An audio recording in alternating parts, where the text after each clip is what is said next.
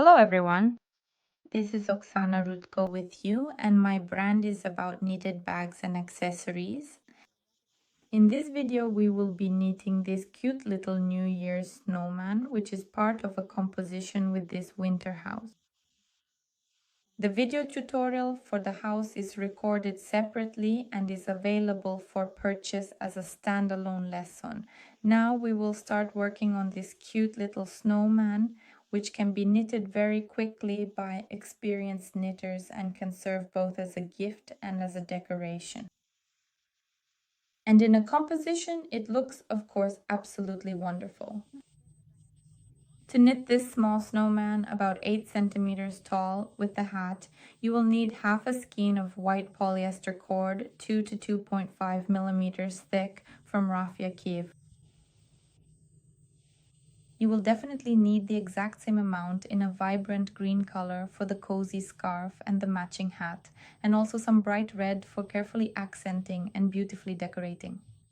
Or on the contrary, you can decorate your snowman with red by knitting the scarf and hat in red and use green for the details. And some beads, which will serve as decorations. I had some leftover beads with holes from a bracelet and I just glued them on. You'll need 3 of them for the eyes and the nose. And here I have a lovely little green tree, which I will carefully use to beautifully decorate the snowman's round belly. That's basically everything you will thoroughly need to meticulously knit this adorable snowman figure. As for the essential tools you'll definitely need to effectively work on creating this charming snowman, let's begin by discussing the crucial crochet hooks. The primary and most important hooks you'll absolutely require are the 3mm and the 3.5mm sizes. You might also find it beneficial to have a size 4 on hand just in case. Scissors, obviously. And of course, we also have a lighter to burn the ends, threads that match your colors. Well, I took green as an example, but you'll need white, green, and really whatever colors you've chosen. Threads for sewing the ends. Glue. Not all decorations can be sewn on. Some are inconvenient to sew.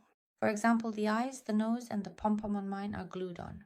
And it's convenient to use pins to secure these parts so you can see where you'll need to glue them.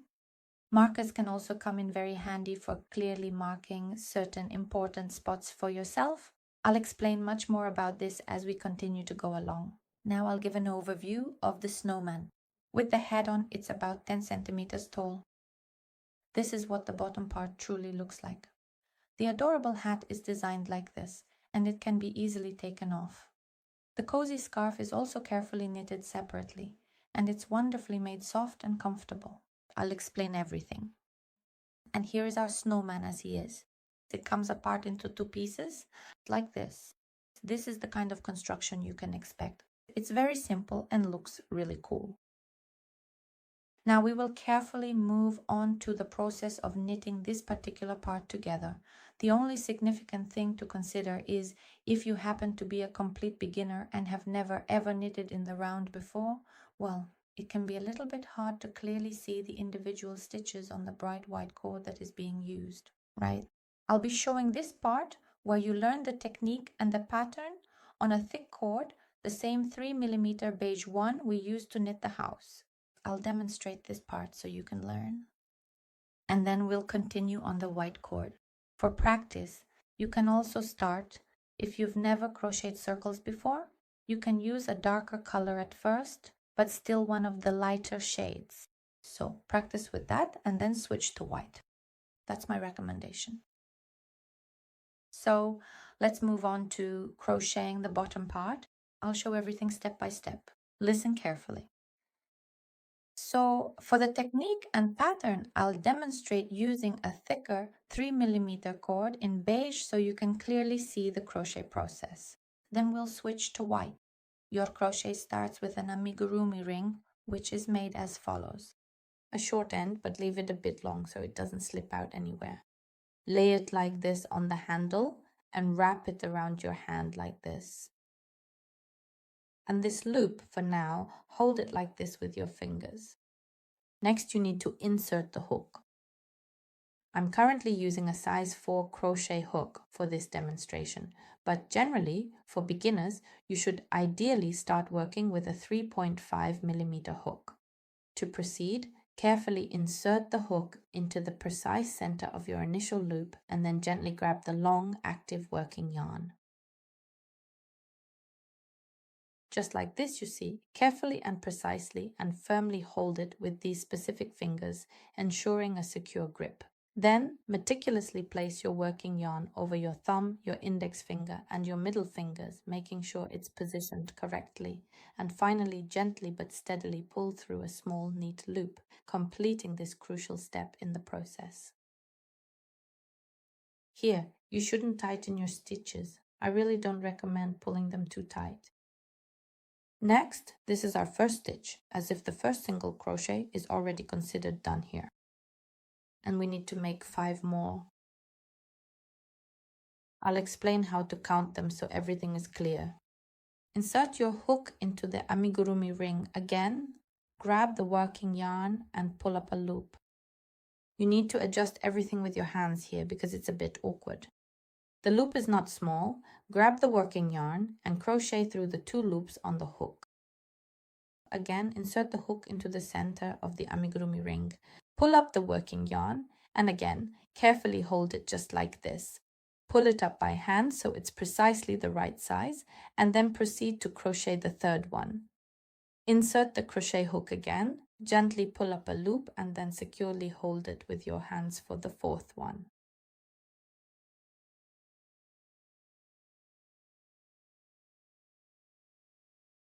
Do the same again. 5, there should be 6 in total. 6 together with the first one, or 5 if you count from the first one more time.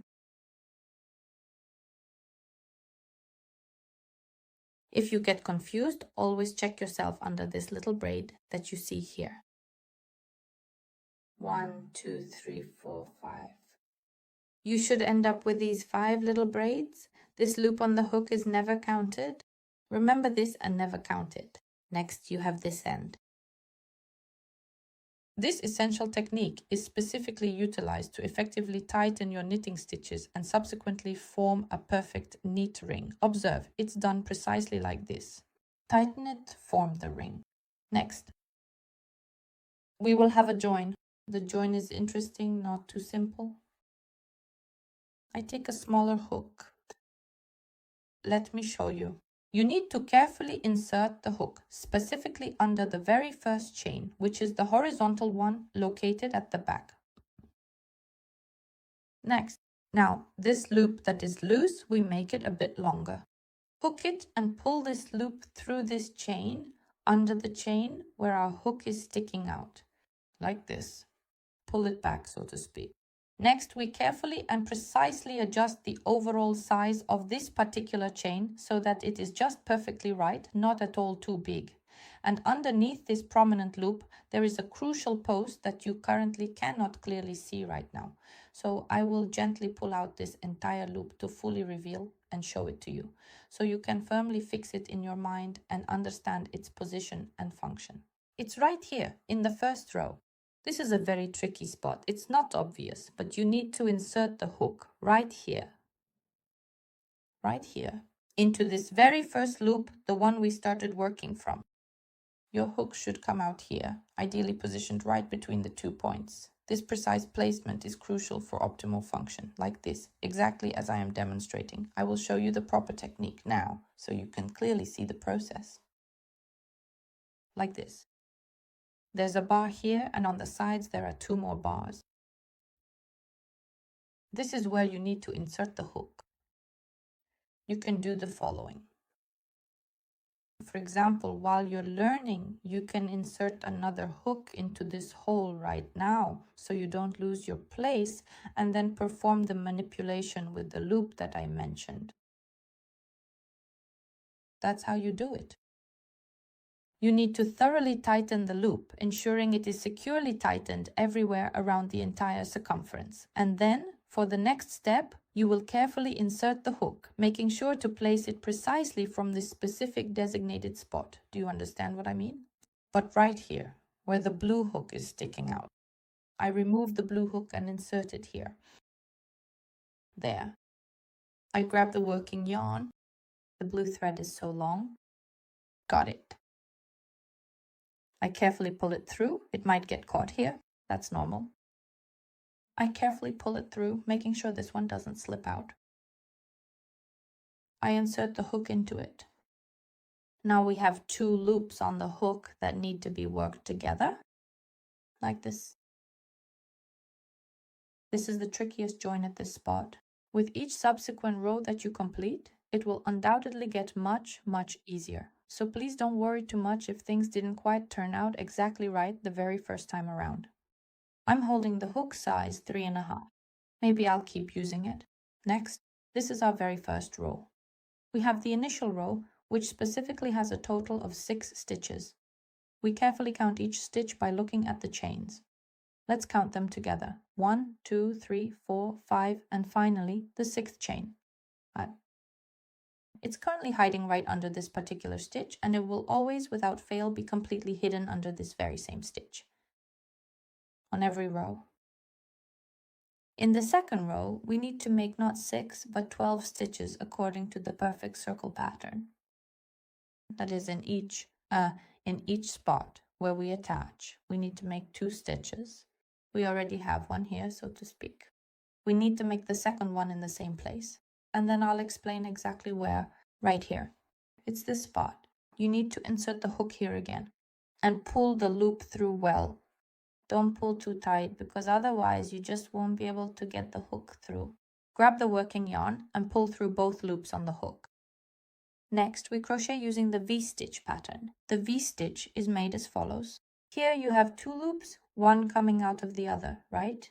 If you pinch their intersection with your fingers like this, at the crossing point, you can see this little V. This is the V you see. Now I'll insert the hook into it and use my fingers to show what I did. There.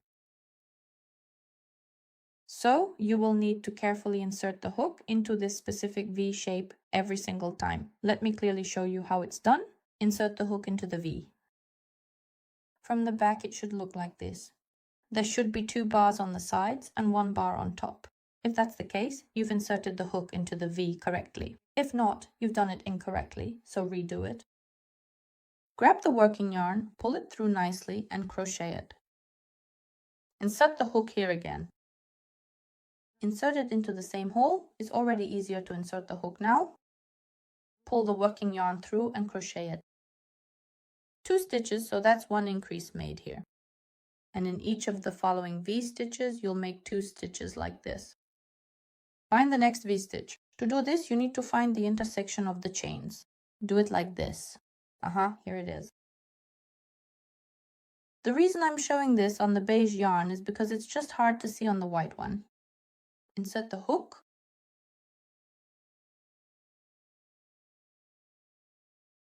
Pull through, crochet.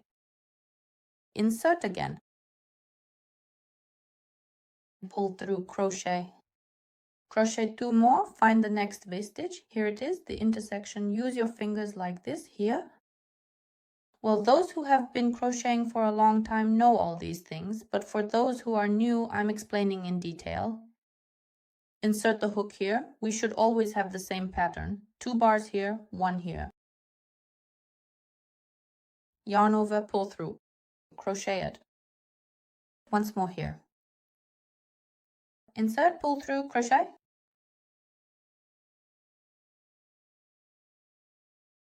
Now look for the next bars and the V-stitch.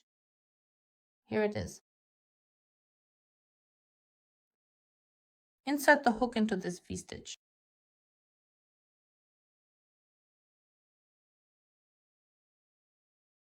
By the way, my hook went in the wrong way. See? What do? I pull it out correctly, just like this. Look. And now I've pulled it out the right way. Once more. 2 bars on the side, 1 on top. Yarn over, pull through a good loop, crochet it. 1 and everywhere 2. And the last stitch. We carefully look for two distinct loops and the small characteristic V shape nestled precisely between them. Insert the hook into the V right in the middle. Check yourself here. This is how it should look. Yarn over. Insert and crochet. First insert the hook, then pull the yarn through, and finally crochet the stitch. In this row you should have 12 stitches. We count by the chains. We will have 11 chains because the last one has not been formed yet. 1, 2, 3, 4, 5, 6, 7, 8, 9, 10, 11. This loose loop here does not count. And again we make the connection I told you about. Once more about the stitch where we will now insert the hook after we hide this loop. Here you can already see it clearly. This is indeed the stitch, a very distinctive mark, this particular one. You can also quite easily distinguish it as a clear and unmistakable check mark, indicating completion or verification. See, this is what it looks like. Your hook should go through like this. Or even here. No, like this. It should go through like this. What do? We insert the hook under the first horizontal bar from back to front. Here is our first horizontal bar. We catch our working loop and pull it back through. Next, we adjust it to the right size. And we insert the hook under it into the same stitch I just mentioned. And this is how our hook comes out. We catch the working yarn, pull it through, then put on the loop that's waiting for us, and crochet the two loops on the hook together. And now we've moved on to the third row. Right now, the size of my circle is not proportional to the size of the snowman that will be formed because we're using a thicker cord. We will be crocheting 5 rows like this. 2 are already done. And once we've completed 5, I'll show you the entire technique for these 5 rows, and then we'll switch to the white cord. During this time, you'll master the V-stitch pattern and the perfect circle crochet technique, and after that, you'll be ready to crochet with the white cord. Let's move on to the third row. In the third row, we again make 6 increases, but this time not in every V-stitch, but in every other V-stitch. So the first stitch is already attached. In the second one, we find the V-stitch just as I showed you. Insert the hook and crochet 2 stitches. That is, this is the actual increase. 1 and then a total of 2.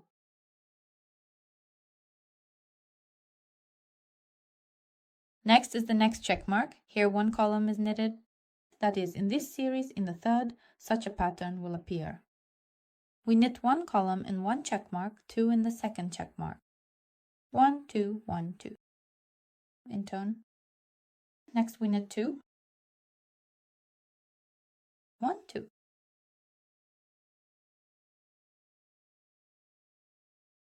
Next 1. Just 1 once again. More.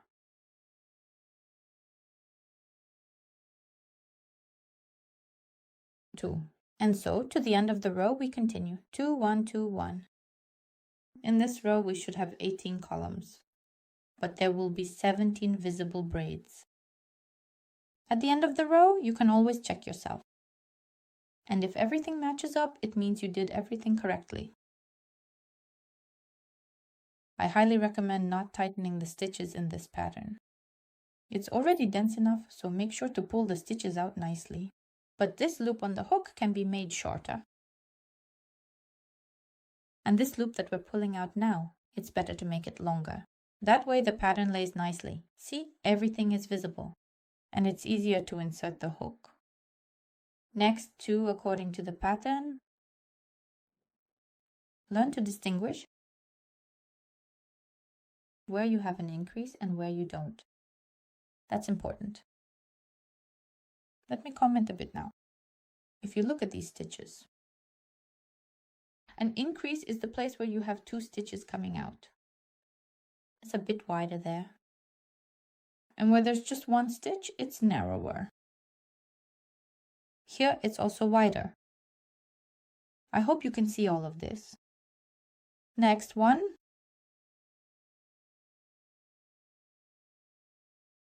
Two. We are counting. The first number is 1, followed by 2. Check yourself, you should have 17 of these chains. 1, 2, 3, 4, 5, 6, 7, 8, 9, 10, 11, 12, 13, 14, 15, 16, 17. The one that's loose on the hook doesn't count. Again, we have a join. The stitch where we will need to insert the hook when our loop is hidden is right here. Here we have the very first such stitch. We then carefully locate the initial horizontal braid, which is precisely positioned right next to this particular stitch. Insert the hook from back to front. Grab our loop and pull it through. Make it the proper size, and under it, we insert the hook into the stitch we just talked about, with the hook coming out at the back, just like in the V-stitches. Grab the working yarn. Now we carefully put our waiting loop on and then securely attach it. You'll notice there are now 2 distinct loops on the hook. We have successfully moved on to the 4th row of our project. We still have the entirety of the 4th and the 5th rows to complete, and then, after that, we will finally start working on the main body of the piece. In this row, we will be making increases. After every 2 single stitches. And a key rule for a perfect circle is not to make an increase directly above the increase from the previous row. So here is the increase from the previous row. You need to make the increase right after it, immediately after it, not above it, because otherwise polygons will start to form. Here is where you need to make the increase, and our algorithm will match up perfectly. 2 single stitches and then an increase. And the increase will fall right after the increase from the previous row. So right now we are between 2 increases. So here we need to make another increase in this same stitch. There, it's done. Next we crochet 2 single stitches.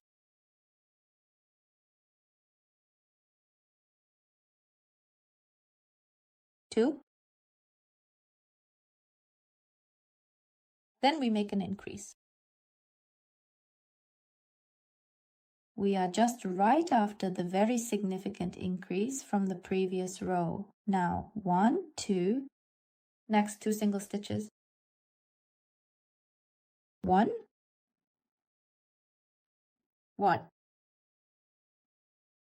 Next an increase. 1, 2. Next 2 single stitches. 1, just only 1. Increase again. 1, 2. Next we have 2 individual single ones. 1, 1. Increase. 1,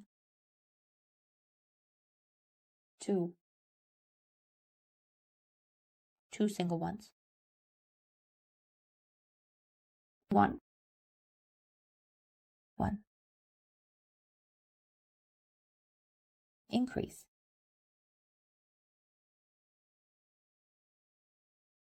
1, 2. And 2 single ones.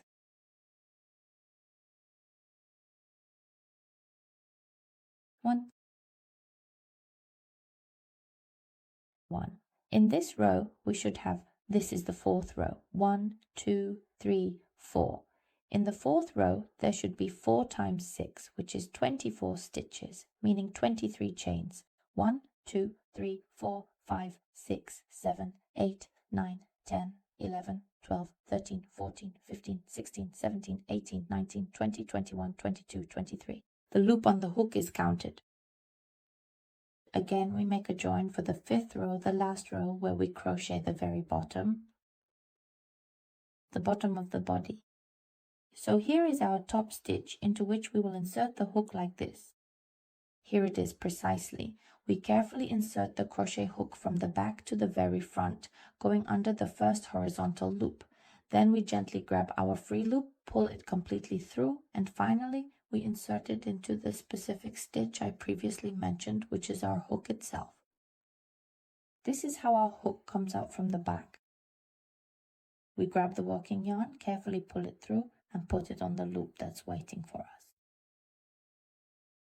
The two loops are crocheted together, and now we've moved on to the fifth and final row. We also make 6 increases, but now there will be 3 single crochets between them. And just like before, we need to make the increases after the increase from the previous row. Right now, we are right above the increase from the previous row. So here we only crochet single stitches. We already have one made, now we make the second one. We've only crocheted 2 single stitches, but we're already reaching the increase. So we definitely need to make an increase here. Let's make the increase now. 1, 2. At the beginning of the row, it might happen that you make 1 single stitch and then an increase, or 2 single stitches and then an increase, but you actually need to have 3 single stitches. These single stitches will catch up with you here at the end. Right now, everything will go exactly according to the pattern. There won't be any mistakes if everything is done correctly. We'll have 3 single stitches in a row. 1, 2, 3, and then we'll make an increase. And this increase will fall right after the increase from the previous row. Here is the increase from the previous row. And here's the spot right after the previous row's increase.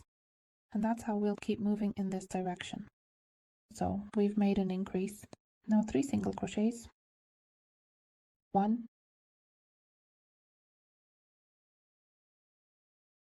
2, 3. And we make a significant increase, just 1 single stitch right here. 2, again 3 single crochets. 1, 2, 3, and a slight increase. 1, 2. Now again 3 single crochets. 1, 2, 3, and an increase. 1, 2, again 3 single crochets. 1,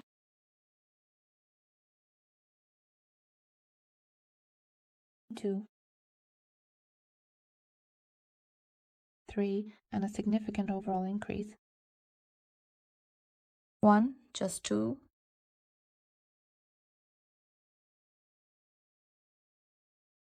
1, 2, 3, increase.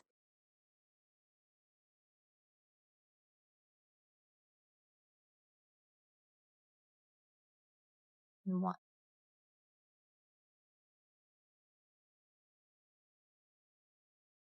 If you look closely, you'll see that between each increase we have 3 single stitches. And right here, where we have the join, it's no exception. So here we have 2 increases and 1, 2, 3 stitches between them. The whole logic remains the same. We've reached the join. And I'll make the join with the white color now, because from this point on we'll start shaping the belly of our snowman.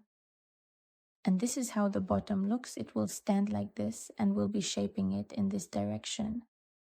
So now I'll prepare a little white circle and we'll continue together. Alright, I'm starting to crochet with the white cord, and I'm using a 3.5 millimeter hook. White cord, 2 to 2.5 millimeters. Please pay attention. I'll just do the beginning with you and then you'll continue on your own. Following the same method as with the beige piece, we make an amigurumi ring. Insert the hook inside, grab the working yarn, hold it, and crochet this first chain. Mine turned out quite large, but you can tighten it a bit. Next, there should be a total of 6 stitches, so 5 more to go.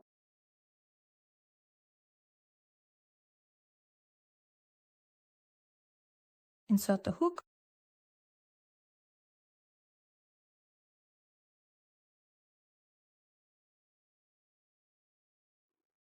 Pull it carefully through and then crochet. Insert the hook, pull the yarn through, and then crochet. 1, 2, 3, 4, one more time. Insert, pull through, crochet. You should end up with 5 chains in total. Tighten it. We pull it tight and make the join I mentioned on the white part. I'm not going to show you right now. The only thing is, switch to the third hook. And basically, I continued working with the third hook. That's it. If you want, you can combine the third and a half, depending on where you are. Next, by analogy, we make the join, but now we do it as we did with the beige. There's nothing to show on the white here, because it's very hard to see. I'll crochet 5 rows. We'll finish off the crochet and move on to the body. Here is a charming little circular piece, meticulously crafted with 5 distinct rows, which I personally fashioned from a delicate yet sturdy thin white cord. Its precise diameter measures an exact 5.5 centimeters, creating a perfectly proportioned and visually appealing small circular form. So we completely finish off the crochet, then we carefully pull out our yarn from the project. We simply cut it off completely. And under the first horizontal braid, here it catches the light a little bit. But you already know which one is called the first horizontal. We insert the hook. It's easier to see like this.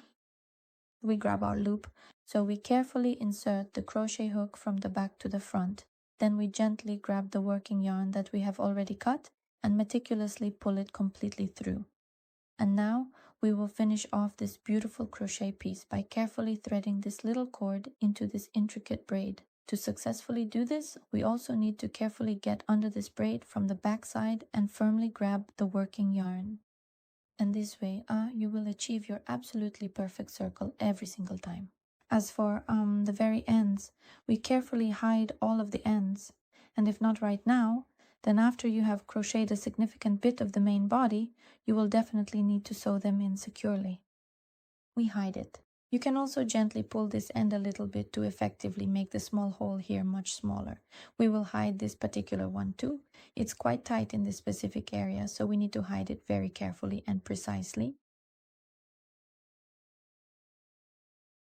Yes. And we'll sew it in. I'm not doing this on camera.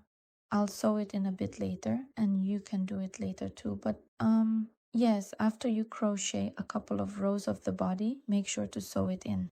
Next, we move on to crocheting the body and we'll be making it. I took a size 3 hook, but you can use a 3.5 as well. Use whichever. We will insert the hook into each of these chains and they also have a back loop here, like this. That's it. Insert the hook, take the working yarn. You can start from any spot. Take the working yarn, pull up a loop, and make the first stitch.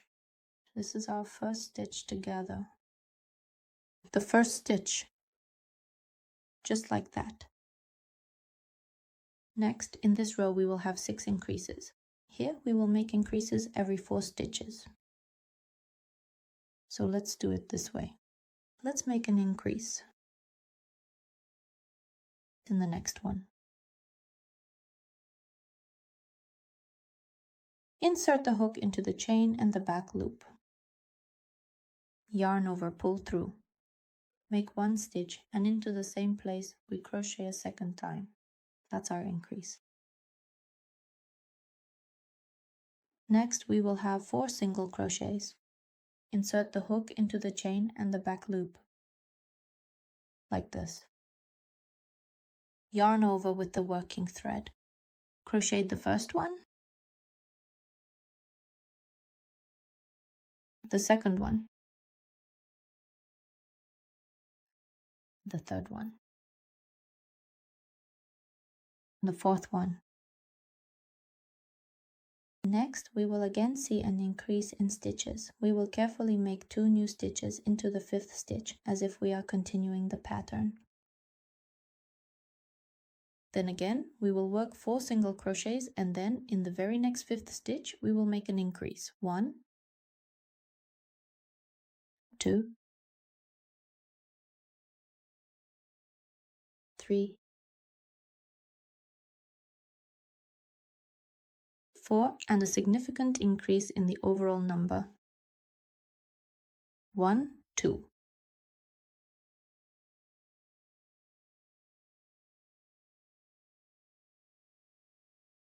All right, let's move on to the beginning. We'll meet here and finish. So 4 single crochets, an increase, 4 single crochets, an increase. Let's go. Okay, we've almost reached the end. I've made the last increase. And at the beginning of the row, there's an increase. And there should be 4 stitches between them. 1 is already attached. That was the joining of the rows. And 3 more between them. 1, 2, 3. Next, we have our connection, which is quite similar to the one that we previously made in the round. Our very first vertical stitch, here it is, right here for your viewing. The first horizontal braid here. We insert the hook under the first horizontal, grab the working yarn, and pull it back through. Tighten it to the proper size and insert the hook into our first stitch. Insert, grab the working yarn and secure it. The transition to the second row of the body is done.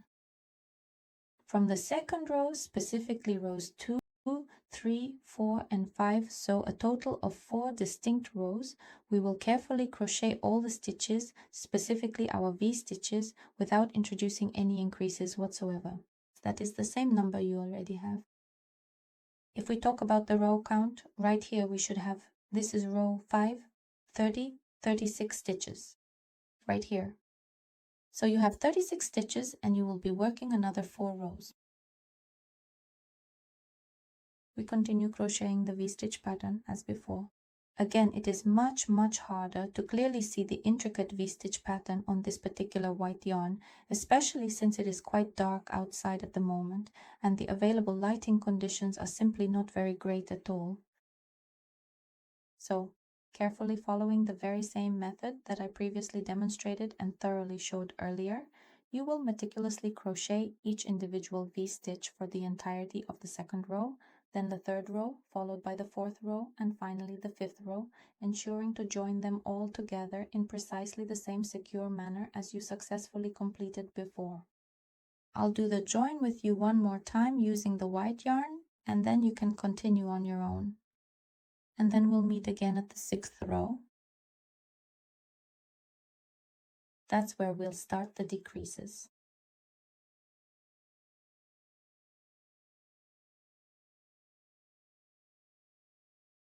So let's move to the end of the row, and once again we'll join together when we reach the end of the row. And we make a connection. Here is our first stitch, where we will insert our hook when joining. Now we insert it under the first horizontal loop in the front. We grab the working yarn. I continue working in the third stitch like this.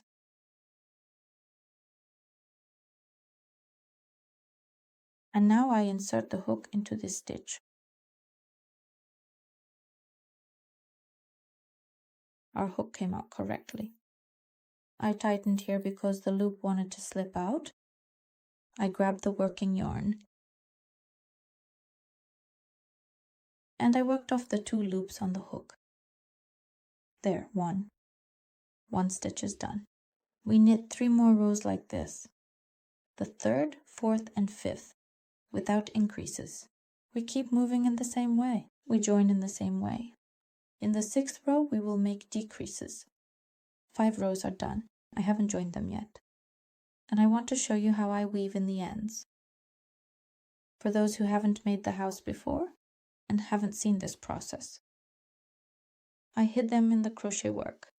You simply thread them through the crochet. You can even stitch right through. You insert the needle into the crochet and into your yarn end so that everything is pierced through. Look for the most optimal spots so you don't hurt yourself. With the needle, the cord is still quite dense, and turn it. To keep the stitches invisible, return to the spot where your needle came out. And just like that, sew everything through.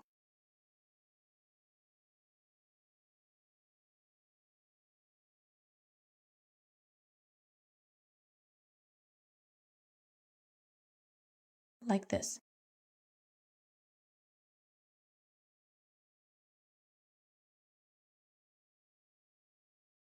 Make a few stitches, but don't cut yet. Your thread. Cut off the excess. Only when I'm quite a little bit afraid that I'll accidentally prick my own finger. I'm a bit afraid that, just like that, it's pretty tight here. I will now make one more stitch, exactly like this one, to secure it properly and ensure it holds fast. Next, I cut it off. I have 2 ends here. I sew them together. I cut it right down to the base.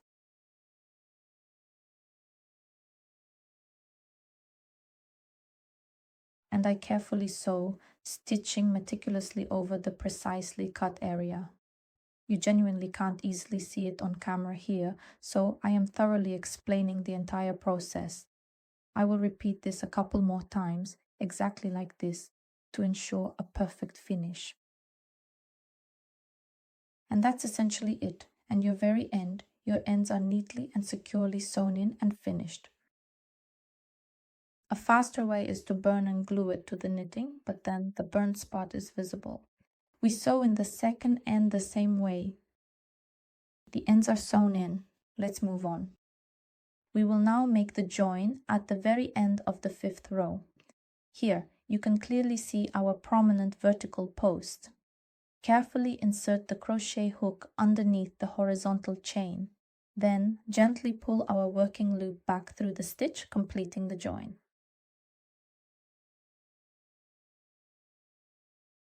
Next, carefully insert the crochet hook into our designated post, then gently grab the working yarn and with precision insert the hook into the second loop of the stitch and finally securely tie it off to complete the step. The 6th row is where we start the decreases. That is, we need to narrow our body. And here we will have 6 decreases. The decreases will be carefully and precisely done as follows. We will meticulously crochet together every 5th and 6th stitch, ensuring a smooth and consistent reduction in the fabric. Let me show you how. So the first stitch is done. Next, right at the very beginning of this row, we will carefully make this very first decrease. We insert the hook into our V-stitch. Yarn over with the working yarn. Without finishing the stitch, insert the hook into the next one. Pull through and crochet all 3 loops on the hook together. This is our first decrease. Now we need to count the next stitches. 1, 2, 3, 4, and then crochet the 5th and 6th together again in the same way. And continue like this around the circle. Let's count. 1,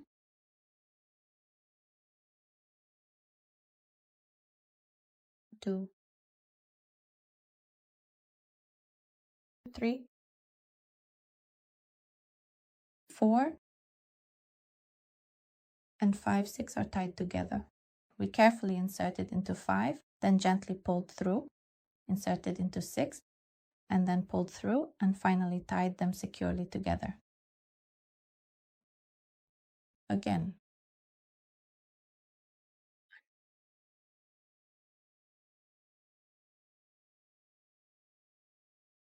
2,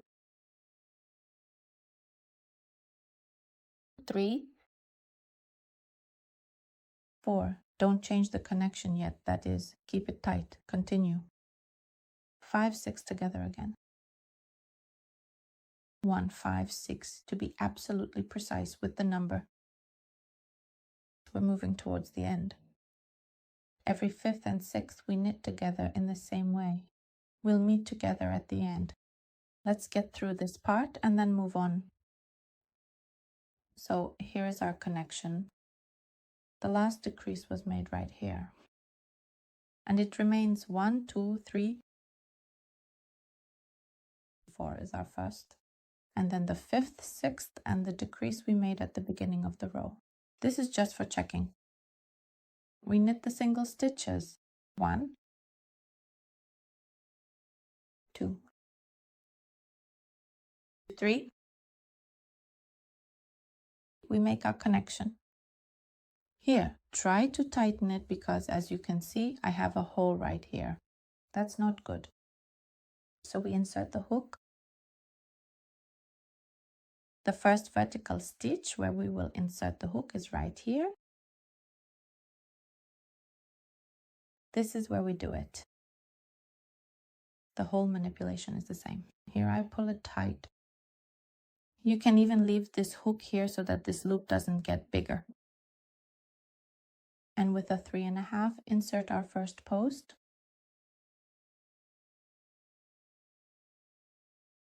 It's hard to insert because everything is tight here, but I managed.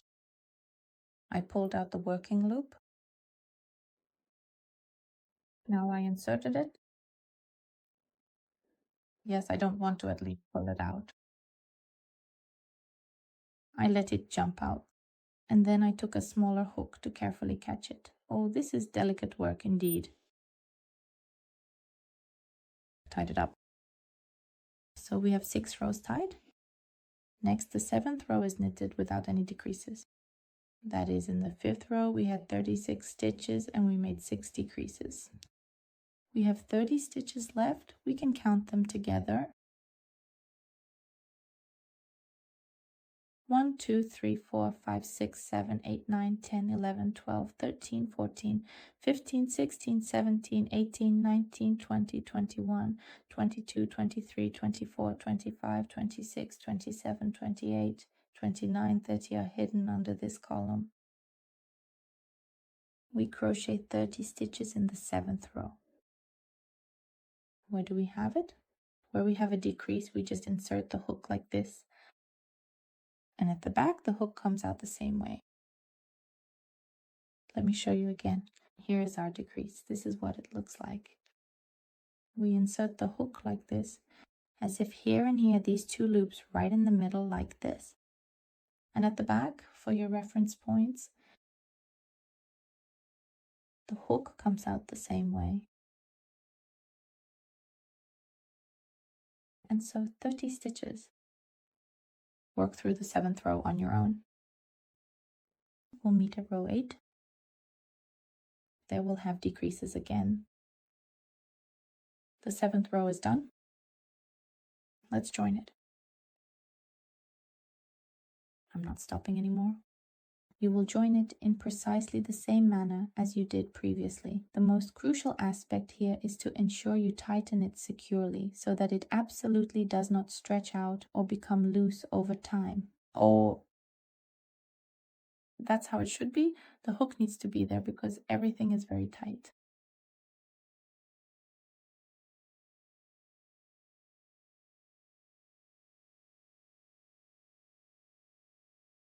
Okay, one more.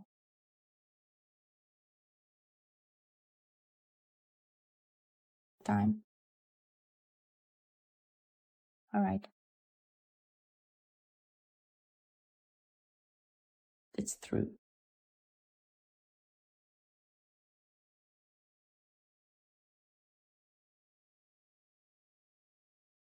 The 8th row again has 6 decreases, and now the decreases will be made on every 4th and 5th stitch. We will start by making a decrease right at the very beginning of this particular row, just as we usually do. Knit the first one, insert into the second without knitting it, and knit all three together.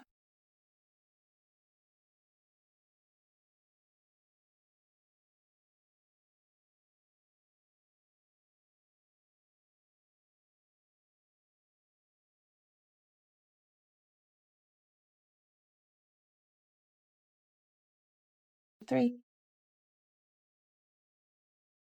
And the decrease is on the fourth and fifth stitches, so we insert into the fourth, insert into the fifth, and knit all three loops on the hook together.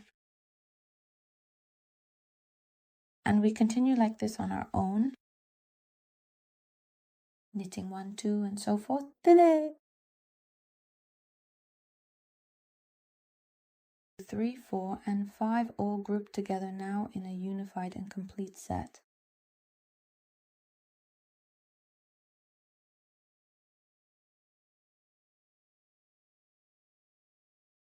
Please continue working on your own all the way to the very end of this row, and then we will meet up. We are almost at the very end of the row now, working on the last 2 plants. The third one is done, and the fourth and fifth are increases. Let's join our row.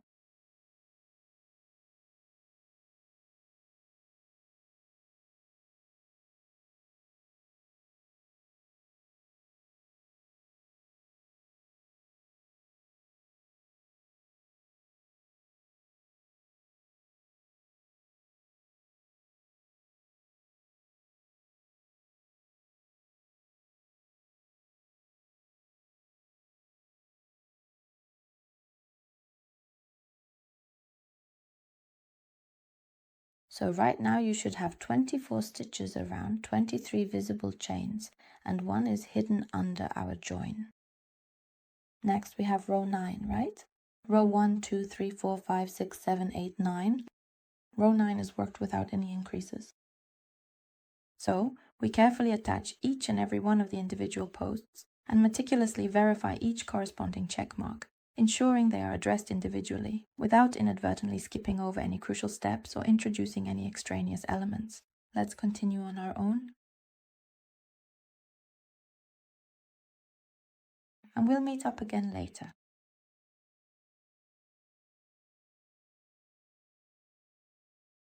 I've already finished row 9. We have left rows 10 and 11. In row 10 we make 2 decreases, and in row 11 we knit without decreases. Now we will make decreases on every third and fourth stitch, but we always start them from the beginning. That is, we make the first decrease. 1, 2, knit together. Next we knit 1, 2, and 3, 4. Once again I will make a decrease at stitches number 3 and number 4. Again, 1,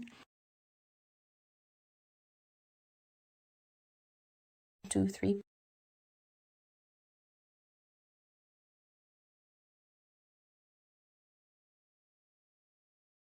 4. Continue making decreases to the end of the row and we'll meet there. After the decreases, at the end we have 1 stitch left to knit. Next we make a join.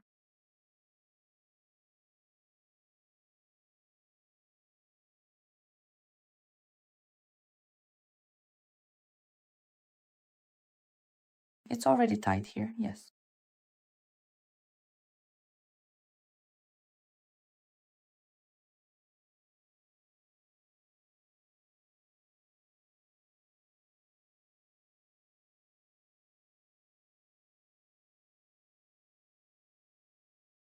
We join our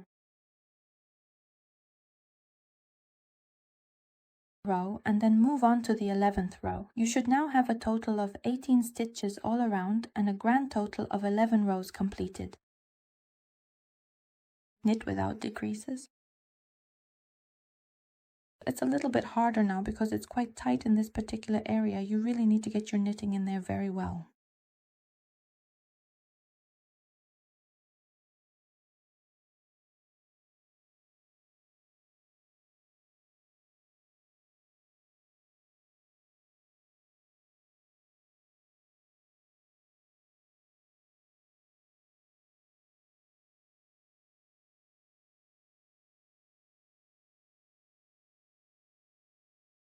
We work independently, finish together, and then move on to the second part. Here already, the hands are slipping. We've reached the end of the 11th row.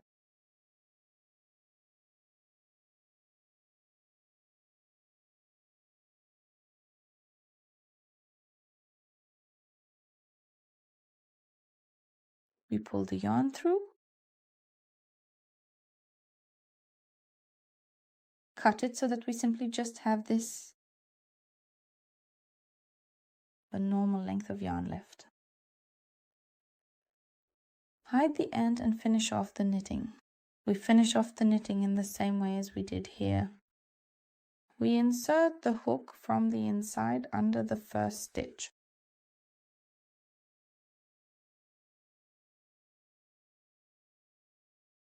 Grab the end and pull it through here into the middle. Tighten it here. And now we need to thread this end into this chain. To do this, from this side, we insert the hook and do it like this. The end right away. Sew it in and then carefully hide it. It's not a very easy task to accomplish, but do it somewhere along this particular edge here, you see. So it doesn't get in your way. Just like that. Carefully sew it in and then smoothly move on to the very next important part.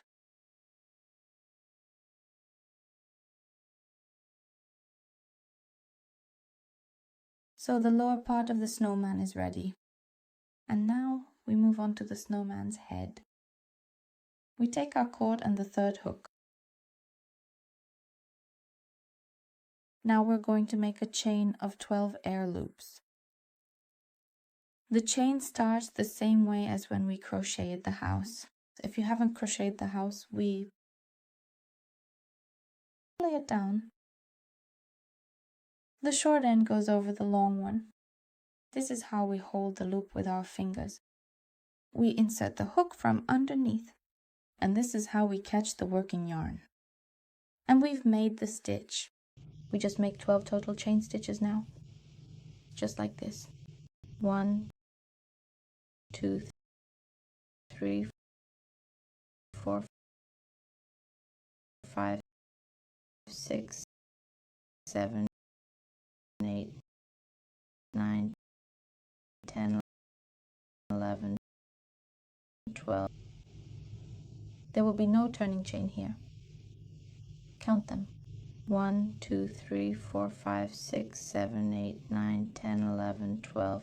The loop on the hook does not count. Next, we bring our work together like this, our chain, so that now the chains are lined up one on top of the other. We need to find the first chain. Here it is. Don't touch the knot, just the top bar.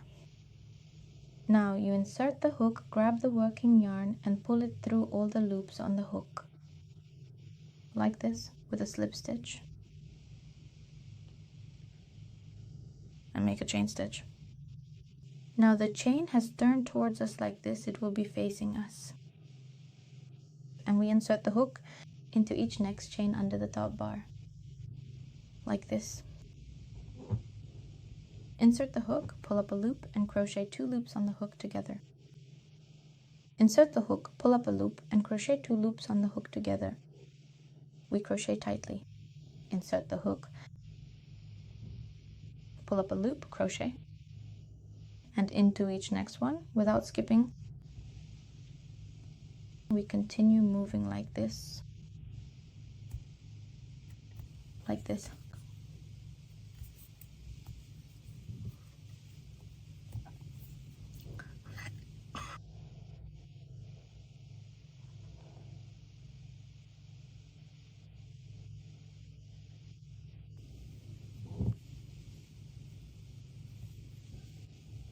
insert the hook crochet.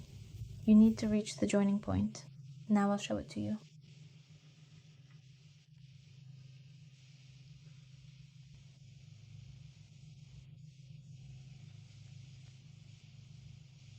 And here's the last one. So from this, a particular side chain, we get the first stitch. We need to attach this one next to it. And in total, there will be 12 stitches. You can check yourself.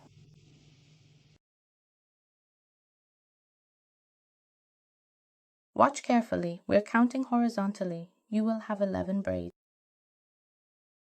1, 2, 3, 4, 5, 6, 7, 8, 9, 10, 11. And the 12th will form now when we join them together. The joining will be exactly the same as when we joined the lower part of your snowman. Here is our knitting. It looked like this, and now we are unraveling it. Like this, meaning the right side with the stitches facing us, just as we were knitting before, facing us. Next, here is our vertical stitch where we will insert the hook when we join. Here is our horizontal one. Let me try to clearly show you this particular example. Here is the long horizontal chain that we are looking at. Here is the stitch, and here is the horizontal chain. We insert the hook under it from the inside. We grab the working loop. We pull it back through. So it's all the same steps, just the visual looks a bit different here.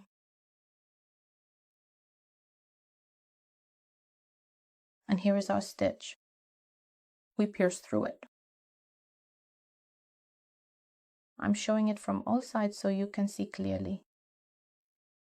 I grab the working yarn, put 2 loops on the hook and pull through. This is the trickiest spot in the join. It gets easier from here. Next, we crochet using the V stitch pattern. We find our V stitches. Here they might look a bit messy or tight, but as always you can find them between the intersections of the chains. Everything here is tiny, so it's hard to see and not easy to insert the hook, but there isn't much of this kind of work here. Find the next one. We crochet without any increases, just keep crocheting. 12 stitches. I'm crocheting quite tightly so that this particular part right here will fit very snugly and securely in its designated place. It will effectively secure this whole piece. Snowman structure right here. It's reflecting quite clearly here, of course, so you can't really properly see it, but it's incredibly important that you fully understand the crucial point I already explained in detail with the beige version. If you understood everything there, then it'll be easier for you to move forward here. Because on the white one, I have to explain more verbally. And sometimes it's hard to show things just with your eyes. Well, here are our check marks.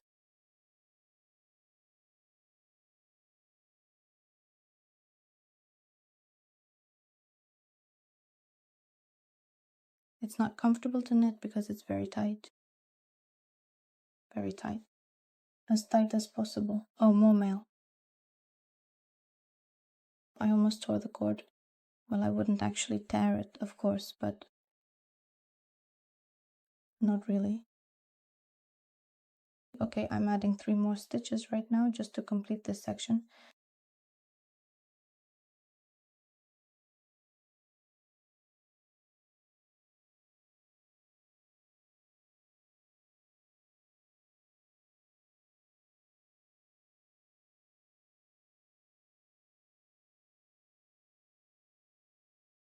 Alright, and here we are. The last stitch. Let's do it.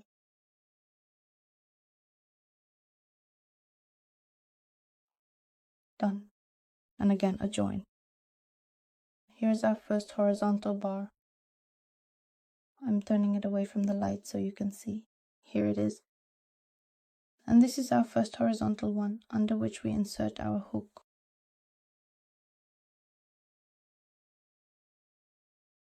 We grab the working yarn. Mine is so long here, I need to tighten it. Just like that. Managed to tighten it nicely. And we insert the hook here into our bar that I mentioned. We grab the working yarn, pull the loop through. The loop that was waiting for us, we worked it through, and another row of the same bars, our little V's. Here, the V's are much more visible. The second row of V's is much clearer. You can actually see it. And even show it on white. Here are the important check marks. First we have 1, next there's 2. Following that we have 3. And finally we have 4. Yes, we knit it together.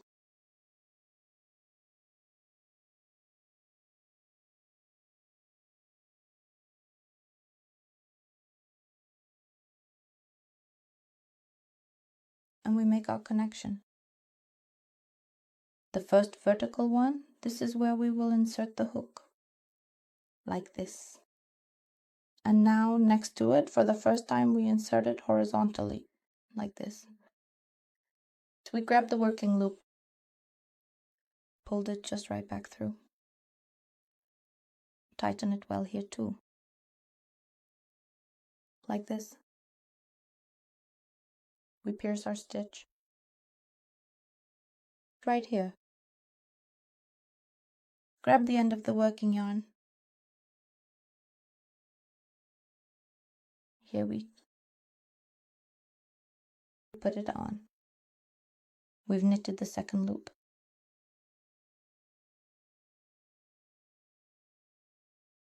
So what do we have? We have this particular spot, which will be completely hidden in the background. Lower part of the snowman. Now we start shaping the head. For this, in the next row, we need to make increases every other stitch. 6 increases. So here we made a stitch, but there won't be an increase here. And in the next one, we make 2 increases.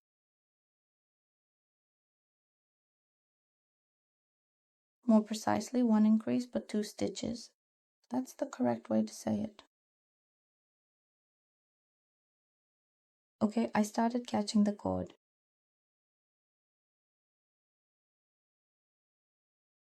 I made an increase. The next one is without an increase, just a single stitch.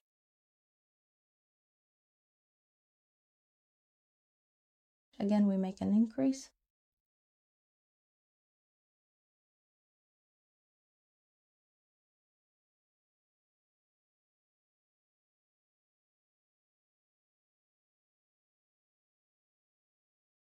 Now a single stitch.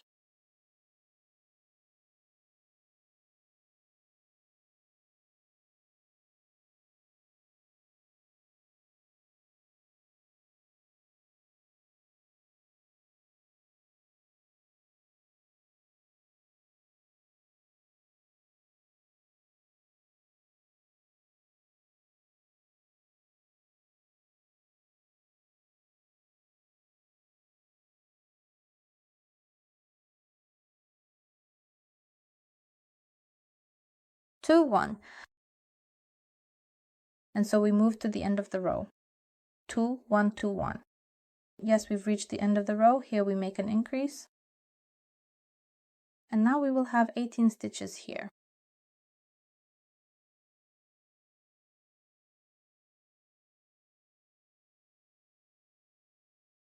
We join in the same way. Everything is identical. The first horizontal and our first vertical, I didn't show it to you. Here it is.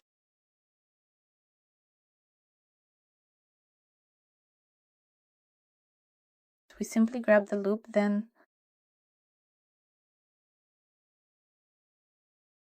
just pull it back, First, gently tighten it, and then, into the very same stitch I just showed you, we will carefully insert the hook. Next, grab the working yarn, pull it completely through, and then smoothly crochet it. There. Now we have 4 rows attached. First, second, third, fourth. In the 5th row, we also make increases, 6 increases, and we make them right after the increases of the previous row, following the same pattern as we did for the lower part. That is, we need to make an increase immediately after the increases of the previous row. Here we have an increase. We have successfully made the very first stitch, which was indeed the crucial joining stitch, and right here, at this precise point, we now need to carefully insert the crochet hook once again, and then proceed to make another complete and proper stitch so that everything will perfectly follow the intended and beautiful circular pattern. We made an increase here, then we crochet 2 single stitches into the increases of the previous row. You see here we have 2 stitches that were increases. Here we crochet 1 into each, but don't miss them because they're tight and right next to each other. 1 and 2. And again we make an increase right in the single crochet that is after the increase from the previous row. We make an increase. 1, 2 in the same place. Now again 2 single crochets. 1 single crochet and the second one. And an increase. 1, 2, and so we continue to the end of the row, making an increase after every 2 single crochets. Let's go. See you at the end. At the end, we crochet 2 single crochets.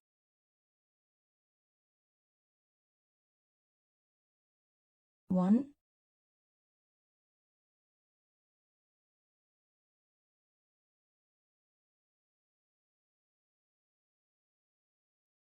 Let's check ourselves. Let's count how many stitches we have. There should be 24 stitches, 23 chains, because the last one isn't formed yet. Let's count. 1, 2, 3, 4, 5, 6, 7, 8, 9, 10, 11, 12. 13, 14, 15, 16, 17, 18, 19, 20, 21, 22, 23. And now the 24th will be formed. We insert the hook under the first horizontal bar. Pay attention, here's the first vertical bar. Here it is, the first horizontal bar. Inserted. Caught the working yarn. We insert it into our first stitch.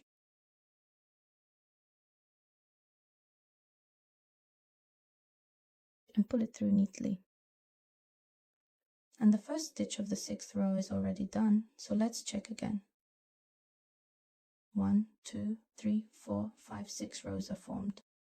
Now, for the 6th, 7th, and 8th rows, we knit without increases or decreases, 24 stitches per row.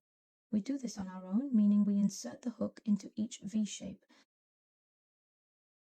with the hook. We join the rows in the same way each time, and that's 3 rows. And after successfully completing the initial 3 rows, we will then proceed to create a few additional rows where we will meticulously work towards the final stages of the project, ultimately finishing the entire knitting process with careful attention to detail and precision of our snowman's head. That's it, continue on your own. See, this is how your increase is going. Do you see? We have knitted 8 rows. In the 9th row, we start making decreases. We will have 6 of them, and we will make them in every 3rd or 4th stitch. Everything is just the same as we did on the lower part of the snowman. here we knit these first ones as a decrease right after joining. We knit a little bridge.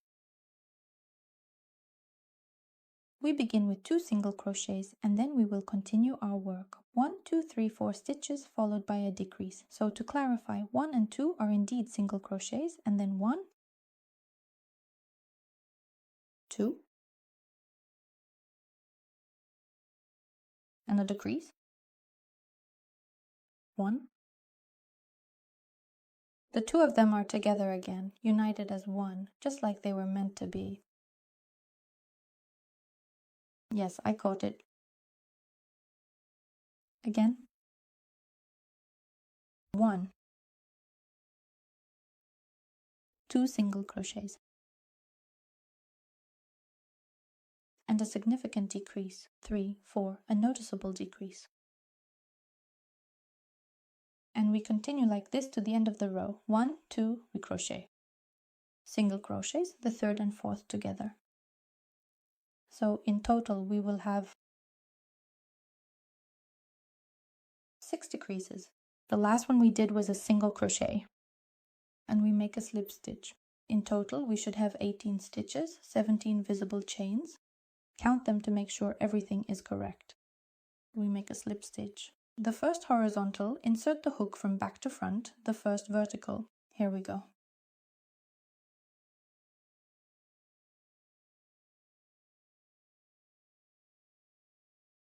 Grab the material firmly here, pull it tight securely in this spot, pull it tight precisely so it looks nice and aesthetically pleasing, and then meticulously make our chain the appropriate size for its intended purpose.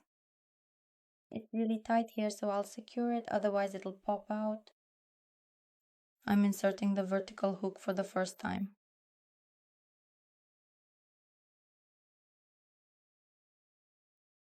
I truly can't pierce it all the way through.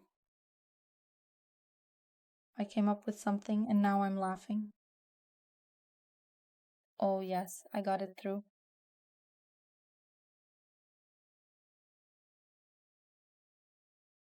Like this. 1, 2, 3, 4, 5, 6, 7, 8, 9. 9 rows are tied. The 10th row also has 6 decreases. Now every second and third, we just knit the first one. By the way, here we had a decrease. We just knit it as a single stitch.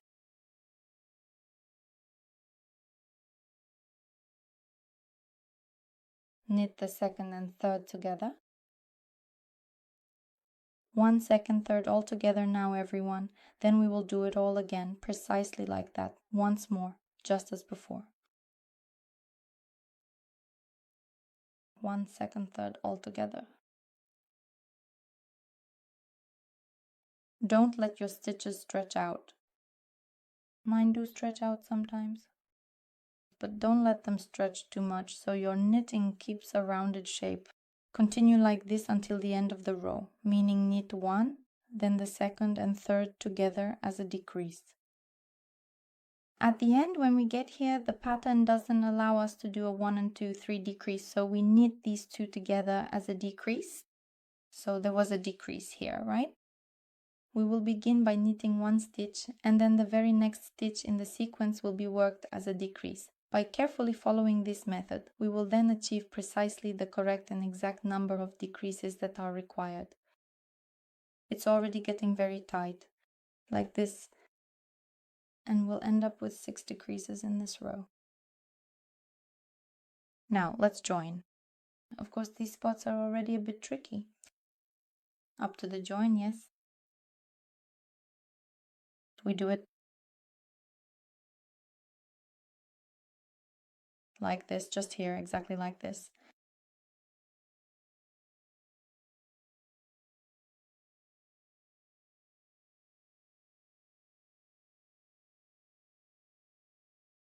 I'm securing it with the hook, and I recommend you do the same because it might want to pop out right now. Insert the hook into the first vertical stitch, bring in the working yarn, and do it like this. This is our special operation, Snowman. So We have 2 rows left, 11 and 12. In the 11th row, we will crochet without any decreases. There will be 12 stitches here. And in the 12th row, we'll make 6 more decreases. We'll have 6 stitches left around the circle. Continue working in the round without any decreases.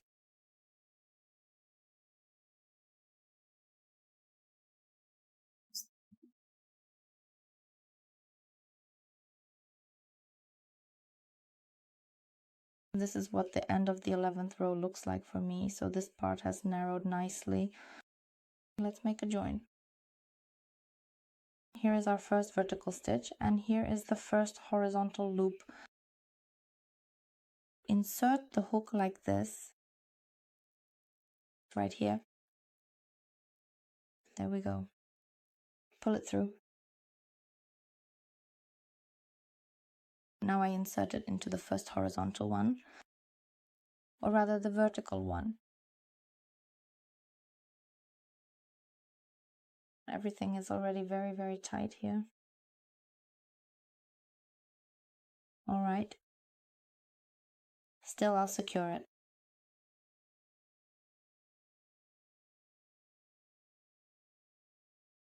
I pierced through, pulled it out.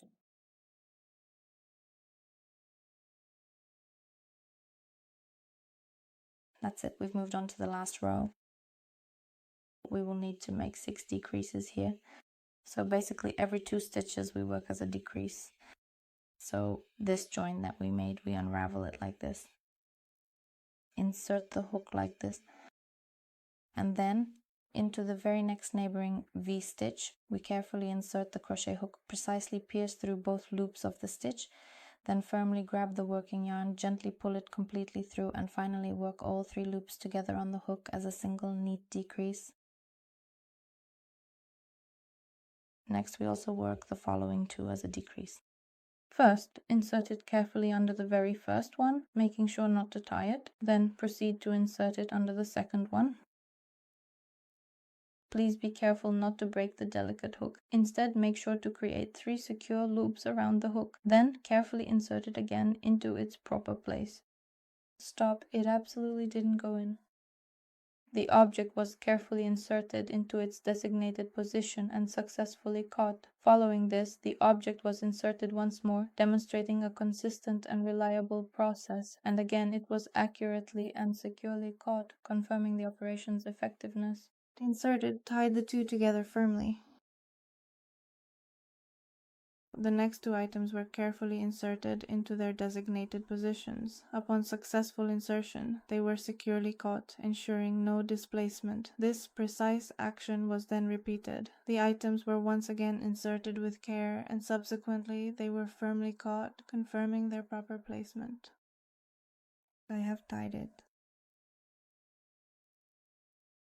And here it was carefully inserted and then precisely caught with great skill and accuracy. It was inserted with deliberate motion, and then with perfect timing it was securely caught, demonstrating excellent coordination and control.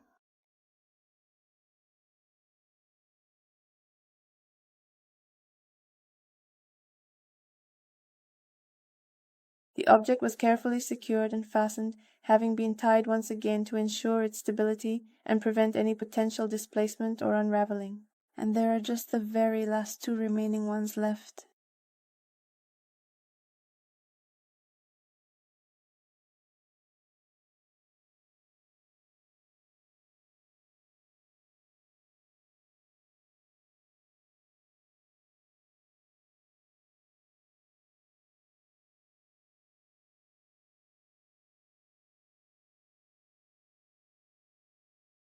Tied it. Here we have this little tail left. I made it a bit bigger. Here we don't make the same connection as before. We insert the hook into the first horizontal chain like this to make a slip stitch. Like this. And here under the loop, yes, on the inside, catch the working yarn, make a slip stitch once. And then once more. And that will be enough to close it. And twice. Like this. Pull the working yarn through, like this.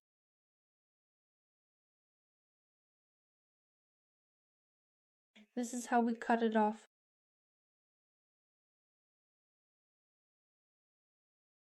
I really want to try on this whole entire thing right away. Oh look, here's how our cute little snowman is turning out right now. And we need to hide the ends. If we hide this end inside, we just won't be able to reach it. We need to sew it from the outside, just do it neatly. Just tuck it inside under any braid, whichever is convenient. Tighten it here. You can also tuck it under a couple of other stitches and sew it from the outside, like this. And this thing here, by the way, this thing can also be hidden like this. And also sew it along the outer part. It will be much more convenient physically. This is how I wrapped it. Now we sew it. I decided to sew it on camera. We do it deeper into the cord so that the stitches aren't visible. Although on a white cord, you can't really see any of this anyway. Plus, our little hat will be here.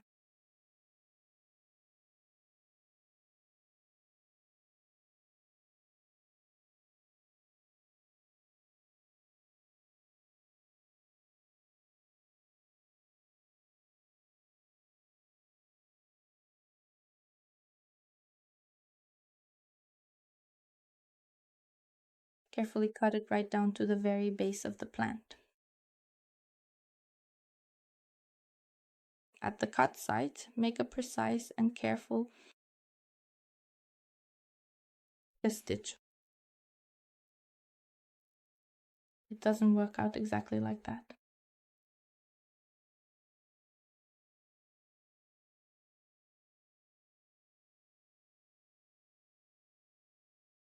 Yes.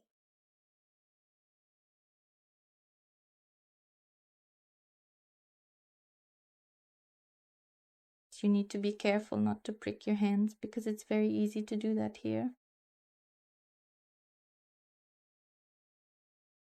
I've successfully reached the very core after all and have completely finished everything there indeed.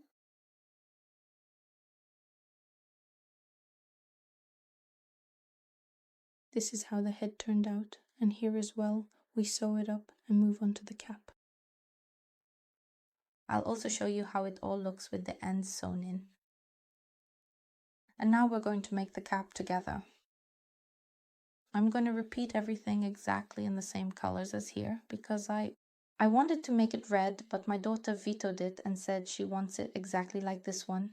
So it'll be a green cap again with this kind of edging. For the cap, we need a cord of the same thickness, 2 to 2.5 millimeters. And we crochet this part exactly the same way. As we crocheted the snowman spice, but one row less. If we have 1, 2, 3, 4, 5 rows here, then here we have 1, 2, 3, 4. We crochet by analogy. I'll just start for the sake of demonstration, and we crochet exactly as in the lesson we had at the beginning of this video tutorial. We'll meet again at the end of the 4th row. We'll finish off the crocheting, and then I'll move on to our cap, explain how we'll crochet it, and tell you everything. So let's get started creating. I'm using a 3.5 millimeter hook for the hat. Yes, through the amigurumi ring. We completely repeat the process. I'll just start with you. Okay, we've made the first one and crocheted it. There should be a total of 6 stitches here, including this one, so 5 more. Okay. 1,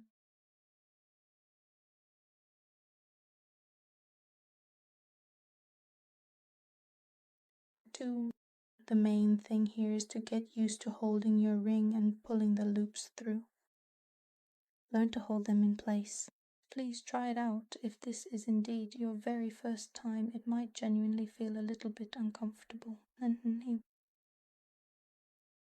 but with time you'll get comfortable. So how many loops do we have? 1, 2, 3, 4, 5. 5. And with that we close our ring.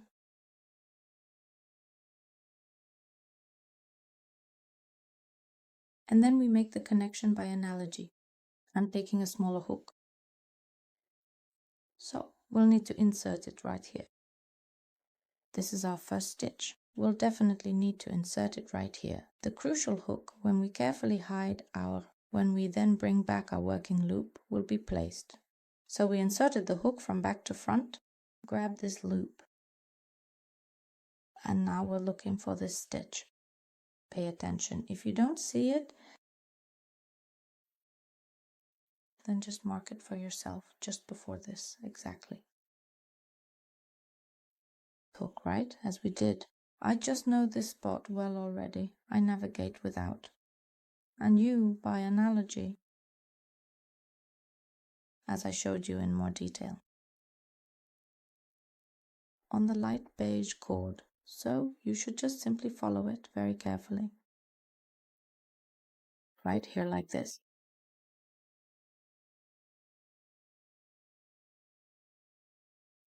Pulled out, inserted,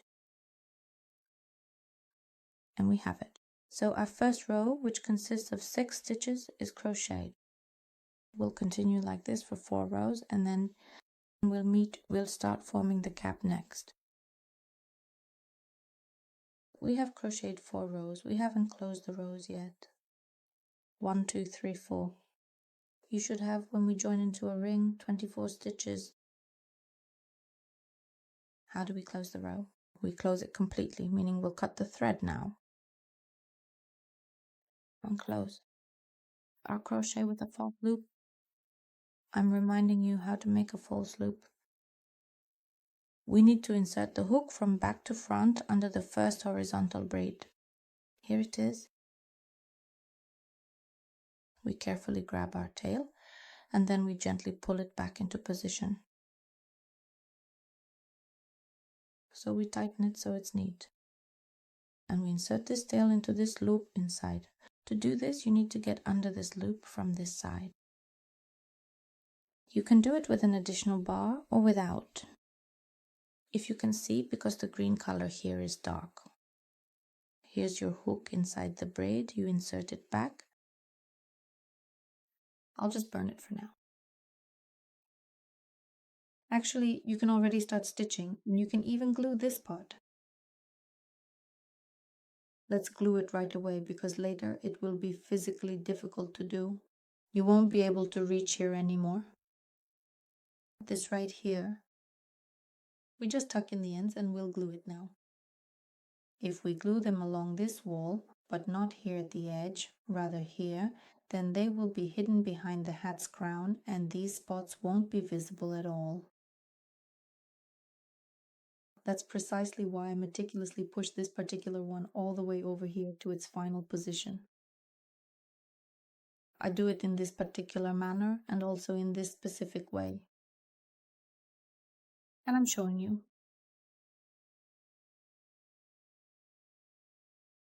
There, and it's glued. It's dark green, so you can't see it. So this spot where it was burned is very, very inconspicuous and there's no need to sew it. That's how it's fixed in place. Next, take the color you need. We're going to move on to the crown. This part we burn. And now we start crocheting the crown. I'm using a size 3 hook for this and I'll stick with it. Here, leave yourself a bit more cord, about 20 centimeters, for convenience. We'll use it to close the rounds, meaning now the round will be closed a bit differently for our convenience. We insert the hook just like when we were working on the bottom part of the snowman, when we had the base and were making the lower part of the body. So we inserted the hook like this into the chain and the bar, exactly the same way. It's hard to see on the green, so if you get confused, you can check that other video. It will be the same principle. I'll show you. Let me focus. As close as possible. And it shows. I think it's basically clear. I grab it. the working yarn, the long end, we don't touch it. It just hangs there for now. So we've pulled up a loop and made the stitch. Now we need to crochet 24 single crochets in the round. There will be no increases here. We crochet by inserting the hook under the back loop of the chain through the bar and work everything as usual with single crochets. So insert the hook. Pull through, and then with considerable effort, carefully grabbed it firmly and securely, holding on tightly. Tied it off.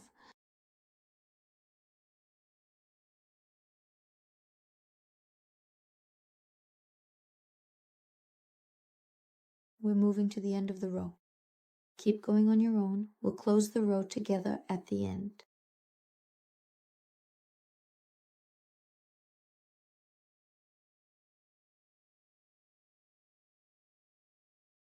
We're knitting tightly here. We've almost reached the end. We have one unworked chain left. Here we insert the hook into the chain bridge, grab the working yarn. And now at this particular point, we carefully leave our working yarn. Then we gently take our tail and meticulously pull it completely and entirely through these two distinct chains, effectively making a seamless faux stitch join, precisely and exactly just like we did earlier in our project. Here is our first horizontal one, and the first vertical one is slanted. It looks slanted. If you join it like this, then this is our post with a slanted chain. We insert the hook under the first horizontal one.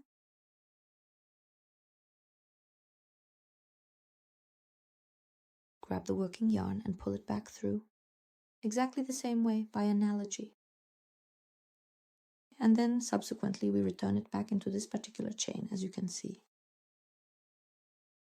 We do it by analogy, just as I showed you earlier. The false stitches are made the same way everywhere. And we have another row without increases or decreases. With the V-stitch pattern all the way around, we insert the hook into the V-stitch where we have the false stitch. Here is the false stitch in this V-stitch. Just like that, we've pierced through. Now grab the working yarn, pull it through, and don't forget the yarn over. And with the V-stitch, we crochet in the round.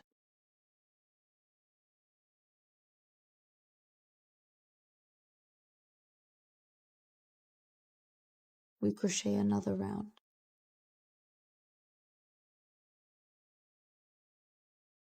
We'll meet again at the end of the round. And we continue again.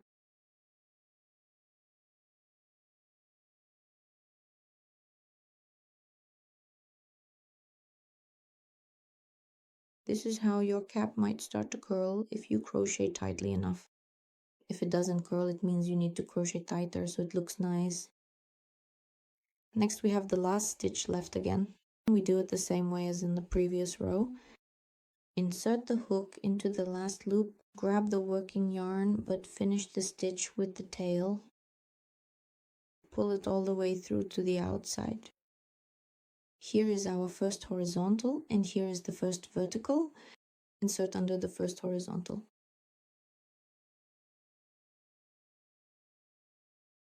Grab the working yarn, or rather for now, the working tail. Tighten it, that is, pull it nicely, and close it in the same way. Insert it inside, and here I even managed to catch the bridge, and like this, pull the ends inside.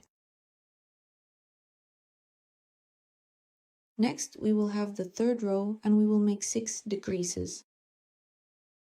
Insert the hook into the loop,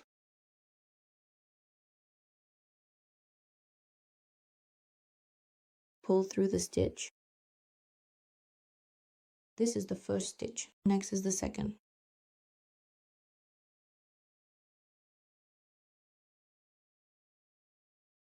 And the third and fourth are a decrease.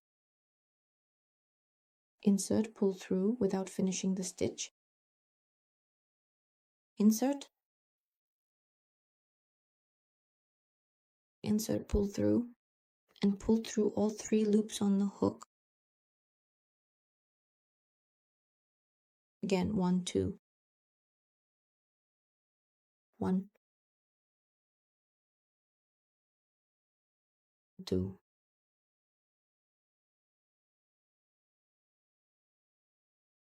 And the third and fourth, again a decrease. Third, fourth as a decrease. And so on until the end of the row. That is 1, 2, 3rd, 4th decrease. Well, we've already done all these things on the body of our little snowman. So, and a decrease. 1, 2, decrease. Let's look at it like this. Continue on your own to the end, and here we'll join together. We've reached the end of the 3rd row, and the last 2 are a decrease. We will now insert into the very last stitch, right there in the front without fastening off the yarn. We will then insert into that very last one again. And grab our end to close the row. Here, tighten everything well so it all sits nicely. Insert into the first horizontal chain. Here it is. Grab the working. The yarn. Pull everything tight like this. And this chain from which it comes out. We turn. Here it's worth trying to tighten up and then keep this end under control. Next. We will very soon be transitioning to the new system, to the brim. But to make the brim, we need to do a preparatory row of chains, which are made with slip stitches. We insert the hook under the chain, like a slip stitch under a slip stitch. Take your hook, grab the working yarn, pull it through, right? And move along all the chains. That is, insert the hook into the next chain, under the next chain, grab the yarn and pull it through right away with slip stitches. Again, insert, grab, pull through. This one is stretching out, so make sure to secure it later. Right now, it's stretching out quite a bit as well. Again, you want to carefully insert the tool, then gently grab the material, and finally pull it completely through. Okay, the yarn is carefully inserted into the stitch, then gently pulled completely through. In this manner, by consistently using these slip stitches, we can smoothly move all the way to the very end of the current row. Furthermore, you can also strategically utilize these versatile stitches to create a much tighter fabric or edge, which means to make the overall structure more firm and compact. Because in the first hat here, I also tightened the knitting so it would look nice. Basically, well, it also looks nice. We've almost reached the end together. At the end, we'll also join with the tail. Everything is done in the same way. I will now demonstrate this process for you. So, we have successfully arrived at the very end of our current section, and right here before us is the crucial second to last chain in our sequence. Indeed, this is the penultimate chain that requires our attention. We then carefully and precisely insert the crochet hook into the designated stitch, and with a gentle yet firm movement, we proceed to grab and secure our working tail of yarn. But first, let's tighten it up. So we tighten the tail, our fake loop, because it stretches. We carefully grab this loose tail, just like that. We then crochet it and gently pull it all the way through here, just like that. And we will join it in the following precise way. We insert it. Here is our first stitch where the braiding started. We carefully insert the crochet hook right into the very middle, directly underneath it. Then we gently grab the working yarn and carefully pull it back through this specific point here. That, my friends, is also considered a fake loop. And we've successfully closed our crochet work. So the crown is completely finished, right? A preparatory row of braids for the brim has now been carefully formed. We insert the hook. There should already be 18 braids here, and there will be 18 stitches. We insert the hook under the fake loop that we made, under the fake braid, more precisely like this. That is, we don't pierce through everything here, only the outer braid. We grab the working yarn, the tail to the side, and make a stitch. This is how we made the first post. Under the next braid, we insert the hook, grab the working yarn, and make the second post. Under the third post, all of these particular posts are single crochet stitches throughout, and so on for 18. We continue to the end of the row. Carefully join the two ends of the row together, making sure they are securely connected. Just like that, you've completed the circle.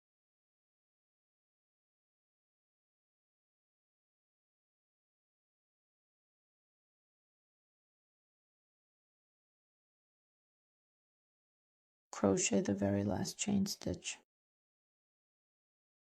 And then we'll close it off completely with our tail piece. Tighten everything so it's the right size. Just like that. Make the join. Under the first horizontal. Our first horizontal is right here, because the first vertical is very slanted. Grab the working yarn, in this case. Just like that, the working yarn, yes, and again with a fake stitch. We close it like this, yes. Insert it. Like this, and crochet it. And this will be my last row with this color, the second row of the brim, where we will make 6 increases. Now we will do it every 2 stitches, that is, in every third one. In every third stitch we make an increase, meaning we crochet 2 stitches into it. We insert the hook into the V, splitting it. Pull it through, make a stitch, that's the first stitch. Insert into the second, pull through, make a stitch, that's the second stitch. We make an increase in the third stitch, 1, and into the same stitch again. 2 stitches, then 2 single stitches, 1 stitch, 2, then an increase, specifically 1 stitch twice, that is 1, 2, and so on. Then 2 single stitches. And continue to the end of the row. We continue making increases after every 2 single stitches. Increase. Do this on your own. And we'll meet up again. We finish the row with an increase. 1 and 2. Please note that we will finish the very last stitch with the working tail. And with this color, I'm finishing the hat itself and switching to white. Now the white color comes into play. Yes, I close it with a fake stitch. Oops. Oop. Yes, and I will now carefully turn this intricate braid in this particular manner, demonstrating the precise technique involved in its creation. We will merge the tails together, and right away, I would highly recommend first carefully tucking them a little bit and then immediately gluing or securely fastening them in place. Like this, you tuck them in, secure them, and fix them somewhere here. Don't put it off, because later you simply won't be able to reach in. Well, of course, if you like how it's turning out and you're not going to redo anything, then only in that case, of course. If you're still unsure, then try to secure it when you're ready. There, I glued it down. It didn't turn out very neat for me, but it's glued. So now we're switching to white. This will be the third row of petals. And here we're also making increases. We leave a small tail. Actually, that's all we have here. Let me check one row now. So I have one row here. So what I do is I insert my hook into any stitch. But I will actually start from the very end. Where I finished off, I will carefully insert the hook into the material. Our increase. Where we finished, and we insert the hook into the next one. Next right, into the V-stitch. So our entire and complete pattern is exclusively made up of V-stitches. We will then carefully pull up a loop and subsequently make a single stitch, completing this step in the process. And here once again, this will be an increase right away.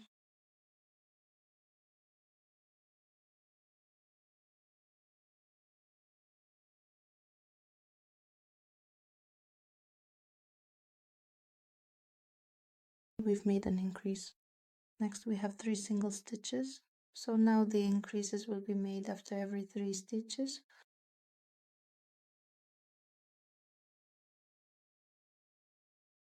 2, 3. And on the 4th, an increase. Here's an increase. 1, 2,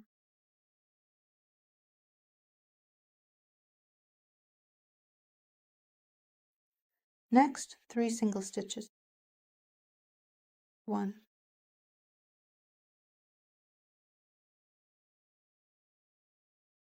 2,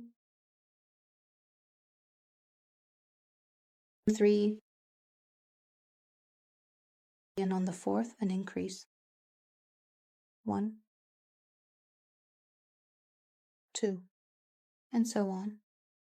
Continue to the end of the row, making an increase in every 4th stitch. We'll meet here.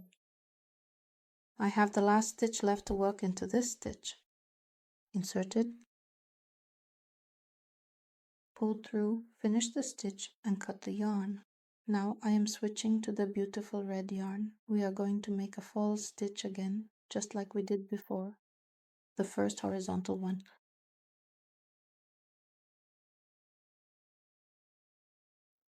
Like this, for example, you can see how it works. It's quite simple. By analogy, I won't repeat myself anymore. Everything should be clear here, basically. I crocheted the second tail inside, but this one, well, I won't glue this one either because it's very hard to sew anything here. So I'll just hide it a little bit and I'll glue it deeper in there. Maybe it won't be not as neat as I would like, as if I were making it to order or definitely sewing it. But I'm not making it to order, and that's saving me right now. So I sewed it on, glued it. It won't be visible because everything will be hidden in there.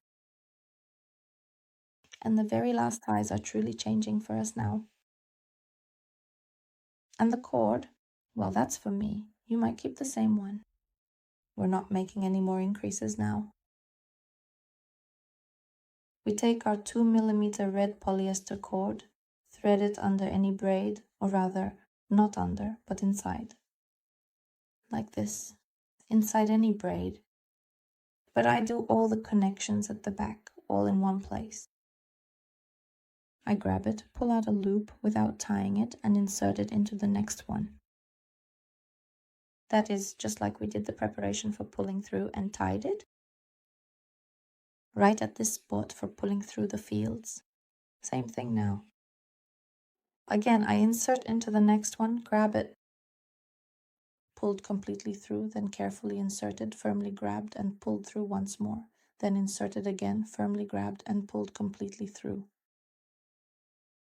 Inserted, grabbed, pulled through. inserted, then grabbed, and finally pulled through. In this way, we move toward this spot. Here, I'll show you what to do next. And now we're finishing up our hat, and of course we'll try on this beauty. Yes, we've almost finished the row. We will now make the very last chain in this particular sequence and then continue with our work. That is to say, we will meticulously keep edging along the piece without actually joining any of the stitches together.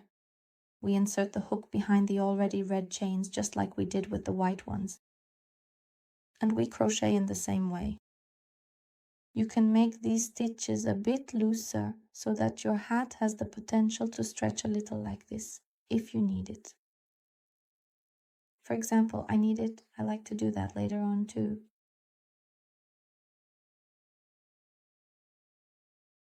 To stretch it in different directions. And this is how we crochet to the end of the row. And this will be our last row of our hat, of our brim. So with this, we will finish making it. And then subsequently, we will move on to the creation of the scarf. We will also be adding important details, such as the expressive eyes, the distinctive button, and the carefully crafted mouth.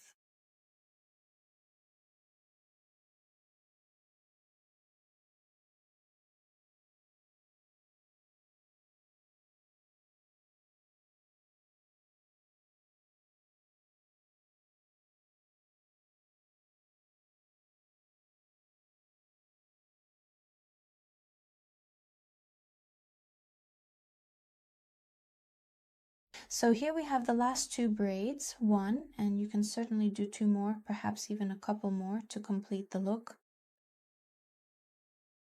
Or you can just pull out the tail, then carefully cut it off and subsequently place it with a false seam. Now, if we were to grab not this particular one, but rather this specific one, then we would proceed. Insert the hook,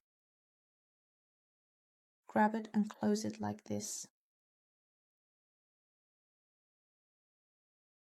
Once again, we really need to come out like this, so that your hook comes out smoothly into the braid, just as is typically done, where the tail naturally comes out.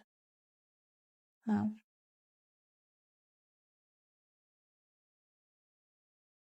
and here it is. What do we have? We have this kind of cap. I think I'll still sew on the vibrant red thread. It's the most clearly visible here, and so that everything looks perfectly nice and neat, we carefully sew on the very ends, and then we can smoothly move on to working on our beautiful scarf. You can also do it like this to see how it turns out. Alright, it looks beautiful. Okay, we finish with the ends and move on to the scarf. Let's move on to the scarf. This is how it looks, with a textured knit. Now I'll show you what kind. We knit to any desired length. And I'll be knitting the same green one, but I'll demonstrate the stitch on a red cord, so it's easier for you to see and understand. For the scarf, I'm taking a 3.5mm hook and a red cord. I'm showing you this, but you can make the green scarf. We start with a slip knot. Yarn over from underneath. Done. We make 2 chain stitches and 1 turning chain. 1, 2 turning chain. We knit very loosely. That is, we need a soft scarf. Here we have a turning chain and 2 braids. One and the second one. Insert the hook under the top bar inside the braid. Yarn over, start like this. We crocheted 2 loops with a single crochet, and the second one is the same. Insert, yarn over, crochet. Turning chain. Turn around. Now here we have the braids. Notice they are turned away from us, and we have 2 of them. 1, 2. We insert the hook inside the braid under the back loop, like this. That is, not under the whole braid, but only under the back loop. Yarn over the working thread. Pull through 2 loops on the hook and crochet it, not too tight. It should be soft. Here's the second braid. Insert the hook into the braid under the back loop. Yarn over the working thread. Pull it through. Crochet it. Turning chain. Turn around. Again, insert the hook under the back loop. Braids. Yarn over the working thread. Pull the yarn through the 2 loops that are currently on the hook. Then, carefully insert the hook under the back loop of the stitch. Yarn over. Pull through 2 loops on the hook. Turning chain. Turn around. Insert the hook. Insert the hook, pull through, yarn over. Insert the hook, pull through, yarn over, turning chain, turn around, yarn over, pull through, yarn over, yarn over, pull through, yarn over, turning chain. And this is the texture we get. So, you crochet each row the same way. 2 stitches through the back loop, make a turning chain and turn around. And this is how you continue. Work to the length you need for your scarf so that it ties nicely. Of course, you check this on your snowman. That is, you take the snowman and try it on. If you like it, okay. If not, then keep going. See you soon. I'm switching to the green yarn. We'll meet again when we have a long scarf. I'll tell you exactly how many centimeters mine is, and together we'll meticulously make this beautiful fringe on the cozy scarf, and then we'll have all the delightful details left to complete. Details like the expressive eyes, the cute nose, the sweet mouth, and a charming button on the belly. All right, let's enthusiastically go and get this done. So I've knitted this kind of caterpillar. We stop at the end of any row, cut the yarn, sew in the yarn ends. Choose the wrong side for yourself. It can be any side. So just mark for yourself where the wrong side is. A smaller hook can help you hide it better, more neatly, like this. Sew in the ends on both sides by yourself. If, for example, I have the wrong side here, then accordingly, the wrong side is also present here, on this particular side, right? So that, in essence, it's all consistently on the very same side. Hide it. We'll do the sewing in later. I would like to compare these 2 beautiful scarves, please. Well, this particular item, as you can clearly observe, doesn't have any fringe yet, which is quite noticeable.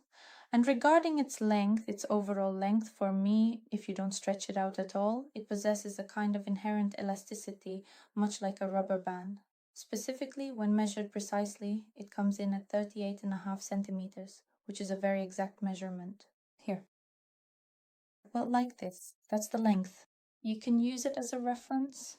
So we hem the ends and make the fringe. For our fringe, we need 4 strands of one color and 4 strands of another. I have red and white. My strands are about 8 to 10 centimeters long. This is purely for convenience, to make it easier to thread them into our scarf. Later we'll trim and adjust the length anyway. We carefully take a small, delicate hook and then select just one individual strand of each vibrant color at a time. We do it precisely like this. And it is very important to consistently choose the specific side from which you will always carefully insert the hook, ensuring uniformity throughout your work. You can clearly mark it with a marker so you absolutely don't get confused. And then we carefully insert the hook right under our existing edge braids, like this. We carefully grab our 2 distinct loops.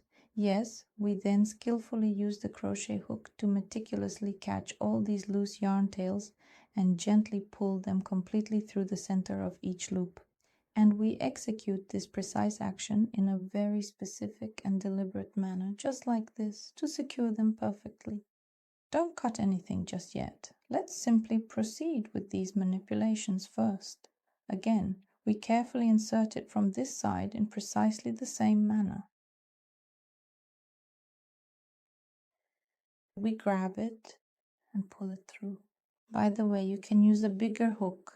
It might actually be more convenient because this one is too small. One of mine didn't go through. Let's see. There we go. Pulled it tighter.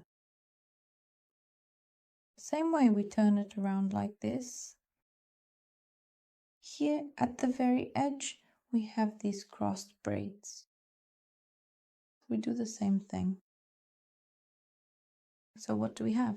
We have precisely the same stitch pattern on both sides of the fabric. This symmetrical application is exactly what we specifically needed the marker for to ensure perfect alignment. Subsequently, we will carefully proceed to cut the material to the precise length that you require.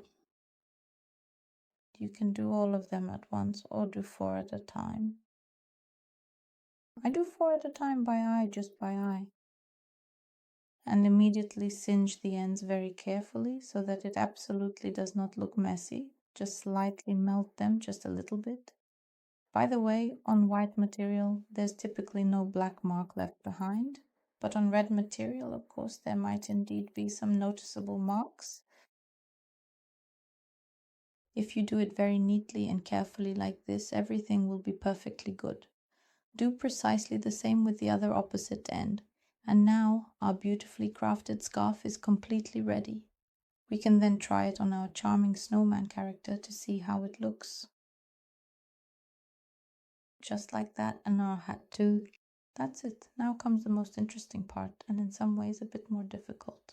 That's our face. Well, the button is actually very easy here. Now let's move on to shaping these parts, and our snowman will be finished. Let's start decorating our snowman. Decide for yourself where the belly will be and where the face will be. I'll start with this button here. Mine will be green. That's what my child insists on. I'm not sewing it on because it's impossible to sew it there. I'm gluing it on. Here's the glue I use. I take it and apply it like this on one side. It's a very strong glue, so just a few seconds and that's it. We can separate it and let it dry, and in the meantime work on the other parts. Now we're going to do the eyes. For the eyes and nose, I have these wonderfully flattened, perfectly round beads, which I will carefully attach. I got them from some bracelet I had lying around. And it's really convenient to handle them with pins. You just mark where you want them to go, one eye the other, and the nose. And we also glue them on. If you have a glue gun, that's great too.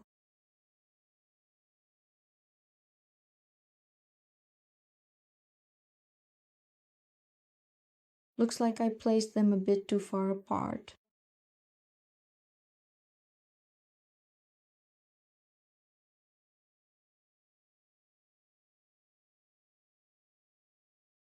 I can move them a little closer together.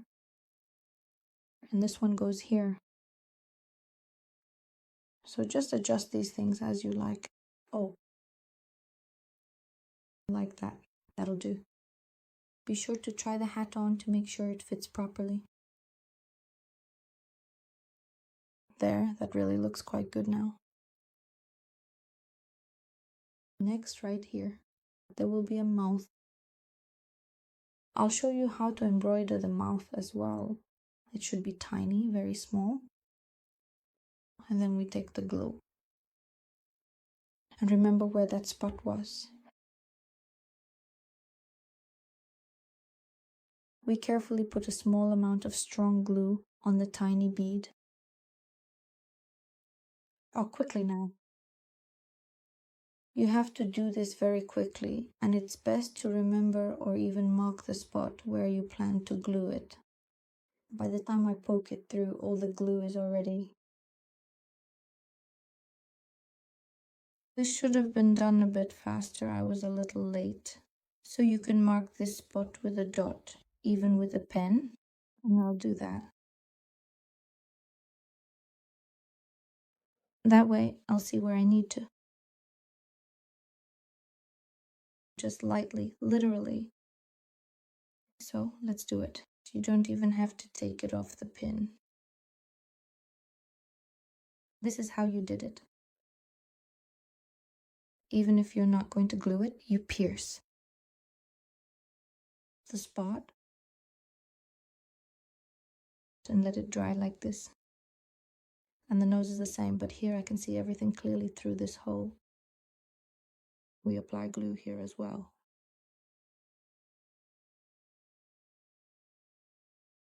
Maybe I'll have to re-glue the left eye.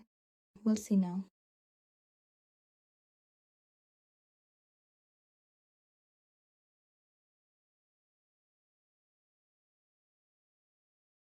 Yes, I'll have to carefully re-glue this particular one because it's simply not holding properly. Now go. Let's do it like this.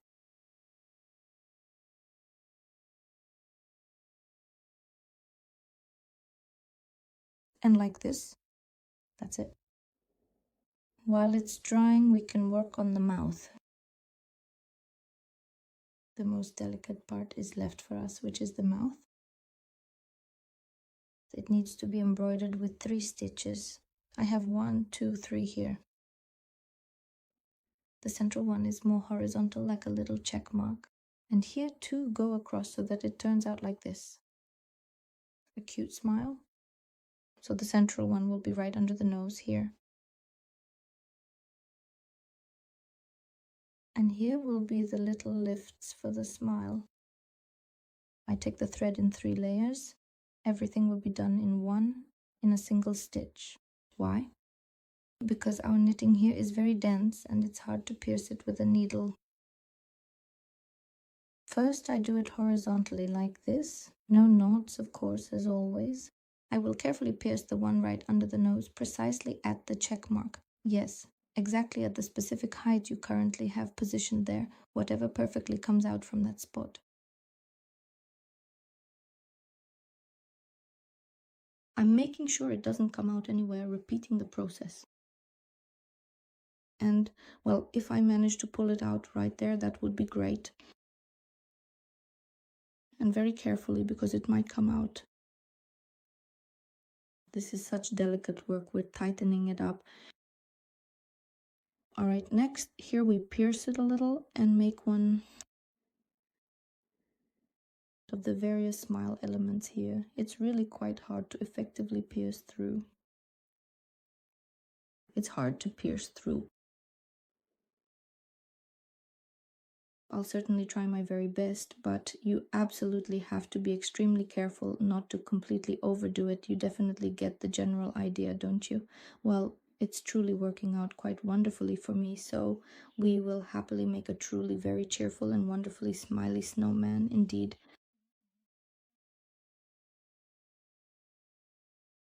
And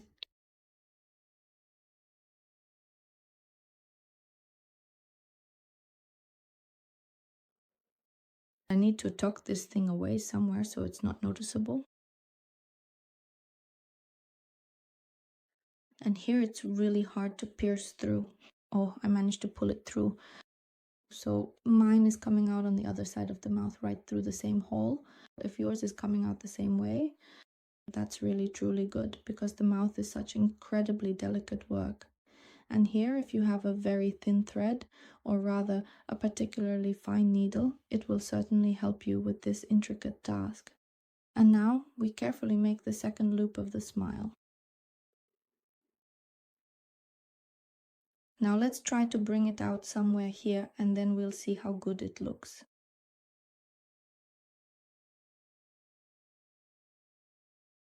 The smile turned out well. Now you need to secure the thread, pierce it somewhere very deep. You can go in any direction just so it gets fixed in place. Oh, see, it slipped through and now it's somewhere inside. We secured the thread not with knots, but by using this method, piercing very deeply so that the black isn't visible on the white. We pierce very deeply into the tissue. 2 punctures are enough for your thread to get tangled inside. Next, right under the very bottom, we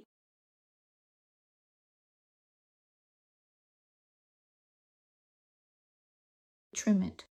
And of course, we still need to somehow hide all of this. We tuck it in there. Shock therapy, that's it. The smile is ready.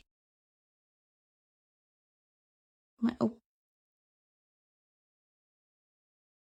needles got stuck. Her loving husband carefully makes them with a pair of sturdy pliers. Basically, now they need to be torn off. Here are these two adorable little snowmen that I meticulously crafted and lovingly made, especially for our truly wonderful and incredibly supportive collaborator. So I am profoundly and genuinely grateful to each and every one of you for being here with me throughout this entire process.